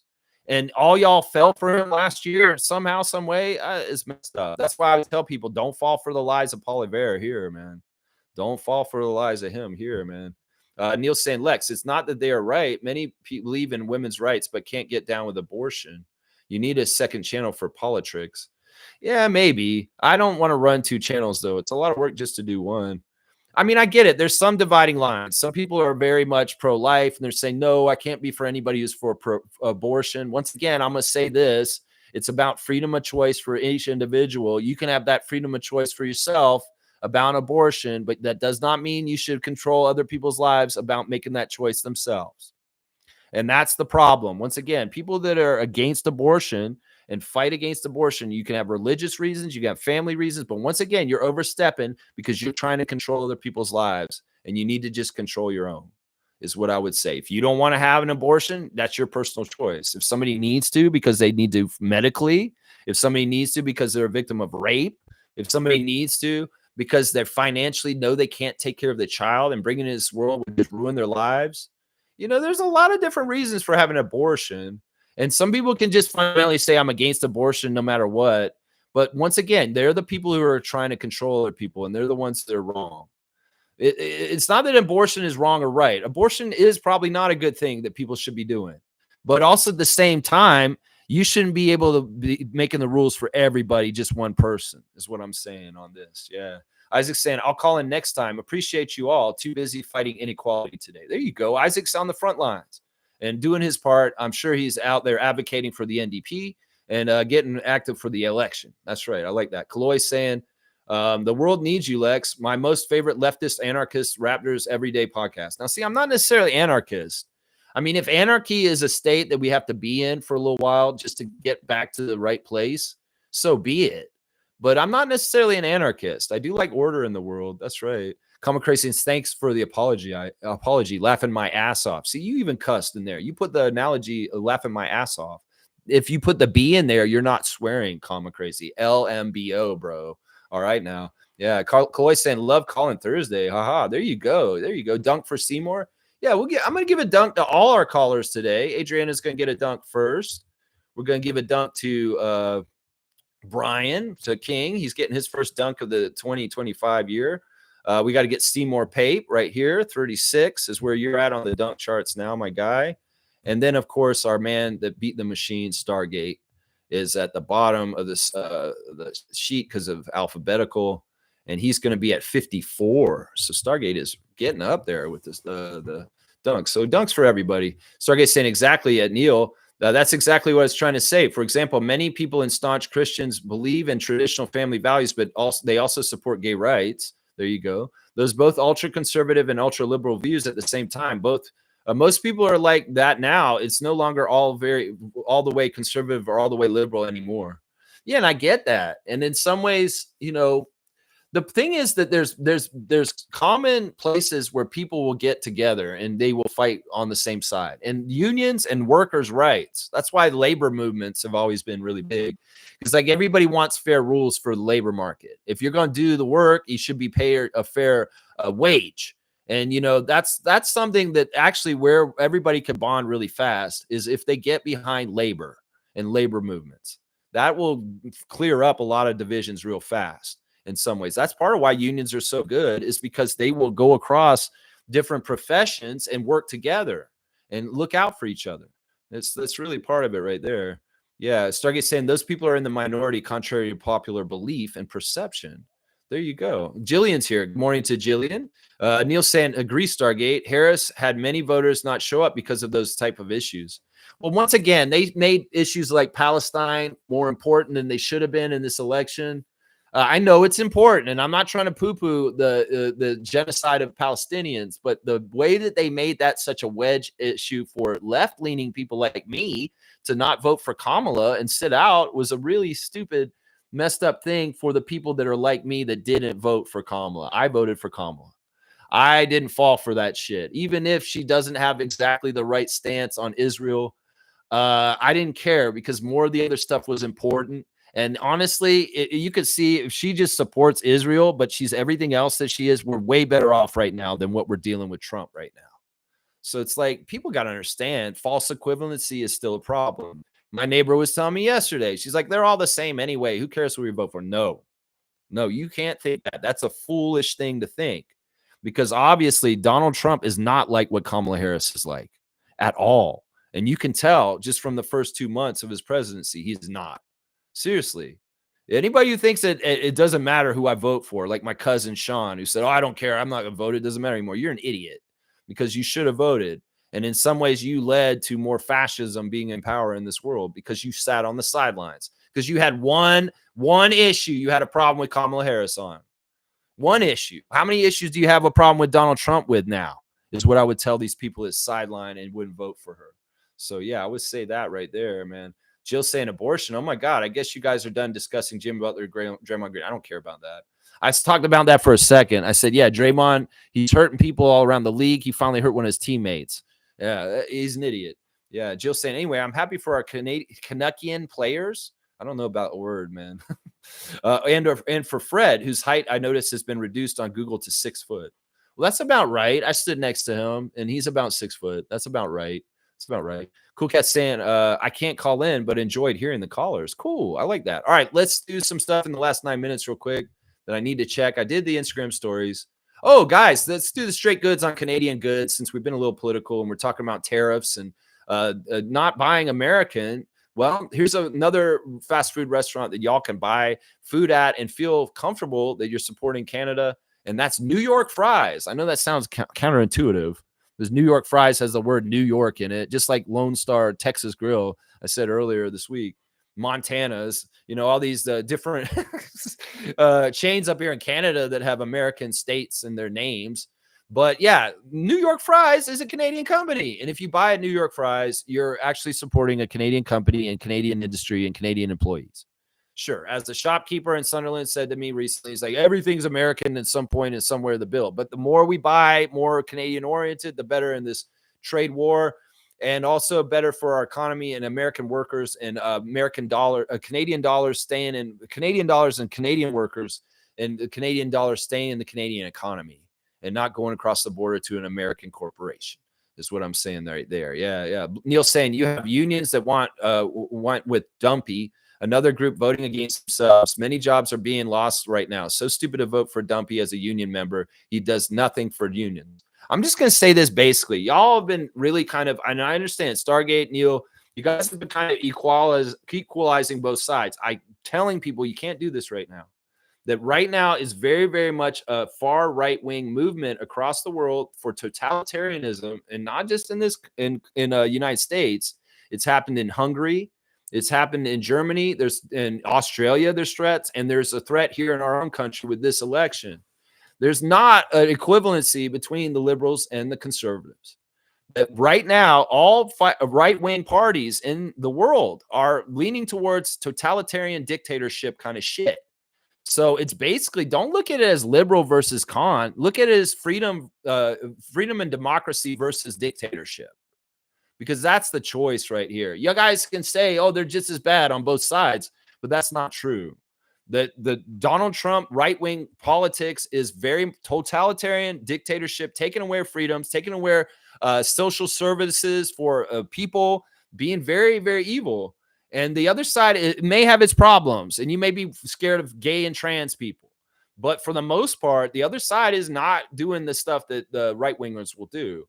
So what I would say to everybody is train your mind to not vote right wing for like the next 20 years of your life. I'm serious, because in this way we can drown out these forces that are like Trump and vote against them every single time. And don't fall for it and say, oh, this conservative is different. This guy's different. If it's Adam Kinzinger, maybe I can get behind you on that. But for the most part, most of them are lying, dirty tricks, motherfuckers that will lie to your face and say all this shit during the election cycle, and they will not do that shit once they're done, and they win if you vote them in. So I'm going to say this right now. I would employ everybody to not vote conservative right wing anywhere in the world, in any country, whether you're Australia, Canada, United States, Germany, Europe, anywhere. Because the playbook for right-wing politicians right now is the one that they're using in Hungary, and the one that Trump is using now in the United States. And that is a totalitarian dictatorship that hates women, that hates minorities, that hates immigrants, hates trans and gay people, and is all about being more like the Nazi Germany that happened 100 years ago. So I'm serious. We need to repudiate and reject and fight against right-wing politics around the world more than ever right now, because those right-wing politics have turned totalitarian, and they want what Hitler wanted in Germany 100 years ago. There's no ifs, ands, or buts. If the United States government is still okay and is going to be okay and survive this as a democracy, the American people have to go out and vote every single election coming up and vote against the mandate that Donald Trump has set from his presidency right now. And I'm just saying, that's how it has to be right there. That's it right there. Boom goes the dynamite. Jillian's saying, I actually didn't know New York Fries is Canadian. Yeah, it is. It's a Canadian chain, and it was started here in Canada. And that's right. If you spend money at New York Fries, you're spending money into our country. So there you go. There you go. Neil's saying, us Canadians will show Americans how to stand up to Dumpy. Yeah. If one thing I like about this whole situation is there's more pride in being Canada and fighting for a country, and be more awareness about supporting Canadian companies and buying Canadian and strengthening our workforce and our economy. And also, I have no problem with Mark Carney spending more money on defense at this point. We need it. We absolutely need it. When it was clear that the United States was an unflappable ally that we loved, and we were very much best friends, that shit's all out the window. And at this point, Canada has to elbows up by spending more money on being able to defend themselves in different ways. And that's just important right there. Jill's saying the GOP will get rid of Trump's. Their oligarchs are tired of losing money every day. Yeah, I think that's true. I think that in some ways that push has already been starting. But at what level will this happen? And honestly, they normalized him to an extent that he could win the presidency again, even though he's a 34-time felon. There's all kinds of broken things about the U.S. government right now, and I have no faith that it will correct itself and make it right until the people mobilize either in the streets and protest like they have been, and they do it sustainably for a long time to make sure it's shown, or they every time the ballot comes up, we have to show that we reject right-wing dictatorial conservative values of controlling people's lives totalitarian wise. And that's every election. In this one, it's voting against Pierre. It's voting against Pierre. It's absolutely rejecting his silly, sorry looking ass and making sure that he is nowhere near being the Prime Minister of Canada. Because honestly, he is a couple steps towards us going into the steps of what the U.S. is doing right now with dumb ass Donald down there. And anybody who thinks that I'm crazy for saying what I say, you're fooling yourself. And you're a traitor to Canada if you vote conservative in this federal election. That's just the damn truth. That's just the damn truth right there. Neil's saying, I've never voted right wing and never will. There you go. And I appreciate you for that. I really do. Because even the people that have voted right wing in the last 20 years, you're to blame for this shit. A lot of y'all are to blame for this shit. People that voted Republican in the United States and people that voted PC in this country, you're to blame for Trump to an extent. You are. Because you helped the infrastructure and you voted for people that led to him. They may not be the evolution of Pokemon that Trump is, but you voted for somebody down the line that evolved into Trump. And it's partly your fault if you voted PC before. Seriously, I'm going to say that. I'm going to say that right there. Yeah. Jill's saying, and Leon Muskrat also has turned against Trump. That'll help end him. Yeah, some of that's theatrics, and I wouldn't believe that totally. I don't think Elon's turned on Trump. No, he hasn't. You gonna believe that, Jill? I got some swampland for you that you can buy in Florida. Yeah, a lot of the shit that they act like that, I don't believe that shit. They're not. He's saying he's stepping down because he's worried about Tesla stocks going down, and he's stepping down from Doge. No, he's not. He's going to continue to work that shit the whole entire time. They're going to act like he isn't. Why should we believe anything they're fucking saying? They're liars and criminals. Seriously, let's go Raptors. There you go, Stargate. All right, I'm just at 2 hours right now. We got to finish up, y'all. All right, let me see. I'll check on Blue Skies. Let's see if there's anything interesting on Blue Skies real quick. Blake Murphy's officially on other sports now. He's talking football now, NFL. I don't even know. Yeah, let's see what else is going on here. Not really. People are talking about Joe Mazzulla a little bit. Like his crazy comments about Chris Stapps getting hurt and hit in the face and bleeding all over the place. Let's see what Raptors Reddit's saying this morning. They're talking about Matt Devlin calling the game for the Cleveland game last night. Oh, there's something that came out, and this is the Toronto Sun, once again, being a little dick, all right? Toronto Sun has an article that came out yesterday that says Raptors coach Darko Rajakovic voted among league's worst in NBA player poll. This is so misleading, and it's so fucked up and stupid. It's actually like basically they did an informal poll with The Athletic did with like 70 players. It wasn't even that many players, guys. It was like 70 players, and it's not like it was the whole NBA or anything like that. And they couldn't pick their own coach.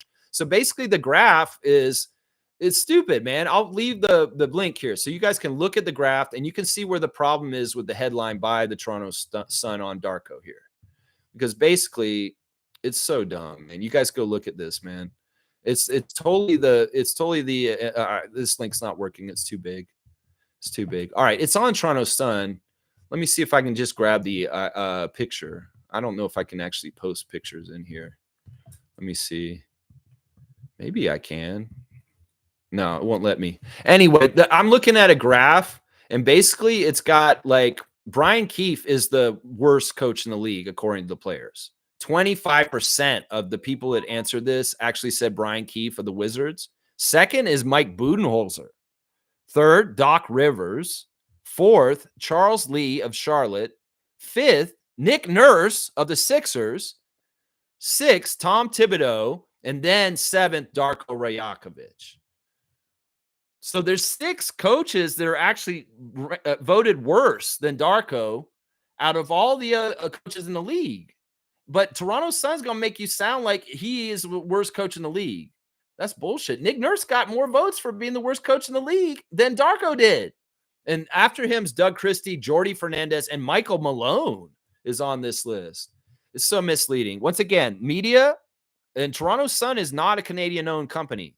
Toronto Sun is owned by News Corp, which is American. Once again, don't trust anything from American sources at this point. If they're in a trade war with us, they're going to do an information war to us too, just like Russia does to Ukraine. So that's why CBC is so essential right now, because it's an untainted Canadian news source. Everything else that's news source in Canada has U.S. fingerprints all over it. So yeah, they have an article out about Darko. It's so stupid. But yeah, I just want to comment on that real quick. It's misleading. If you go look at it, you'll see that there's 7 other coaches that were actually voted worse than him. So yeah, all right, let's keep moving. I got to get out of here. All right, did that. There's no birthday today. We'll do the classic card right now. There's no birthday today on today's date. All right, let's see who we get. Classic card, full name. Yesterday we got Kawhi on Kawhi's day. We were talking about Kawhi on Kawhi's stream, and Kawhi was the card. It was so weird, man. Okay, this is a weird one. Let's see if you guys get this one. All right, here's the classic card of the day. Let's see if you guys can figure out who this is. I'll give you guys clues after a couple of guesses. Give me a couple guesses, and I'll give you the last name guess and the first name guess, like clues. So give me some guesses here. Yeah, let's see. Let's go Raptors. He just benefited from a Democratic administration given a thriving economy. Yep, exactly. Darko is not well known. Yeah, Kaloy, that's probably the translation that's right.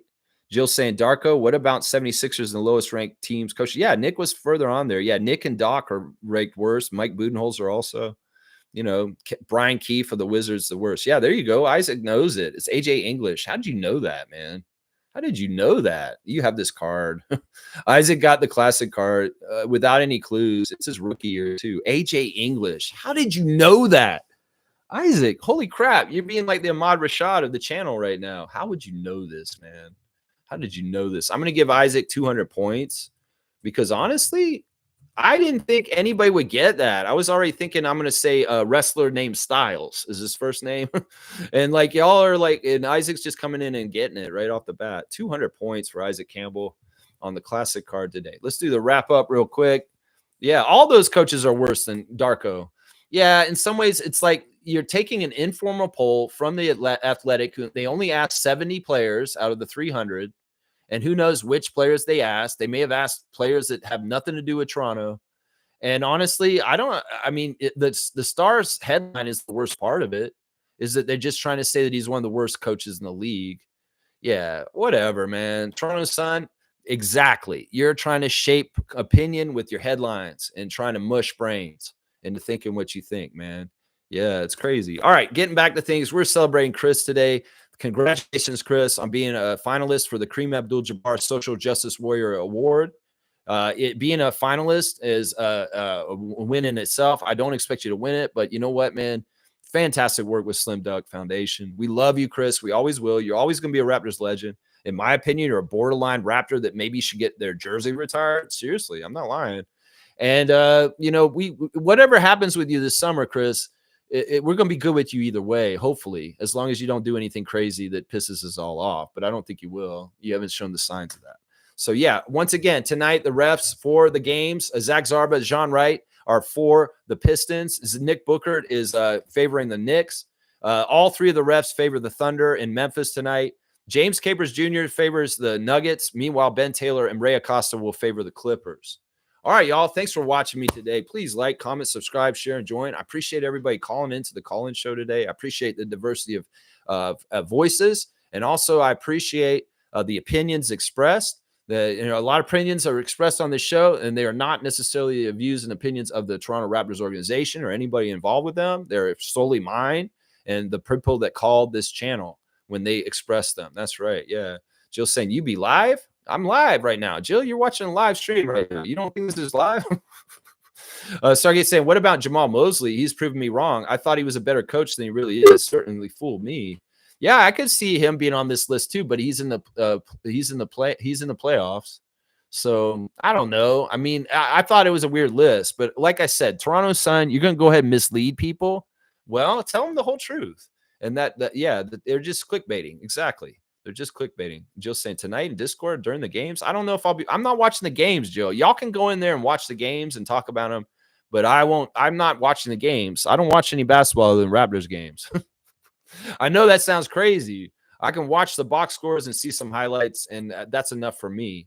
But I'm not sitting and watching all the playoff games. I don't give a shit about them. I have my life now. Now the Raptors season's over. All right, y'all. I appreciate everybody. I'll be back tomorrow for a Friday freak out. We'll see what the channel's subject is about tomorrow.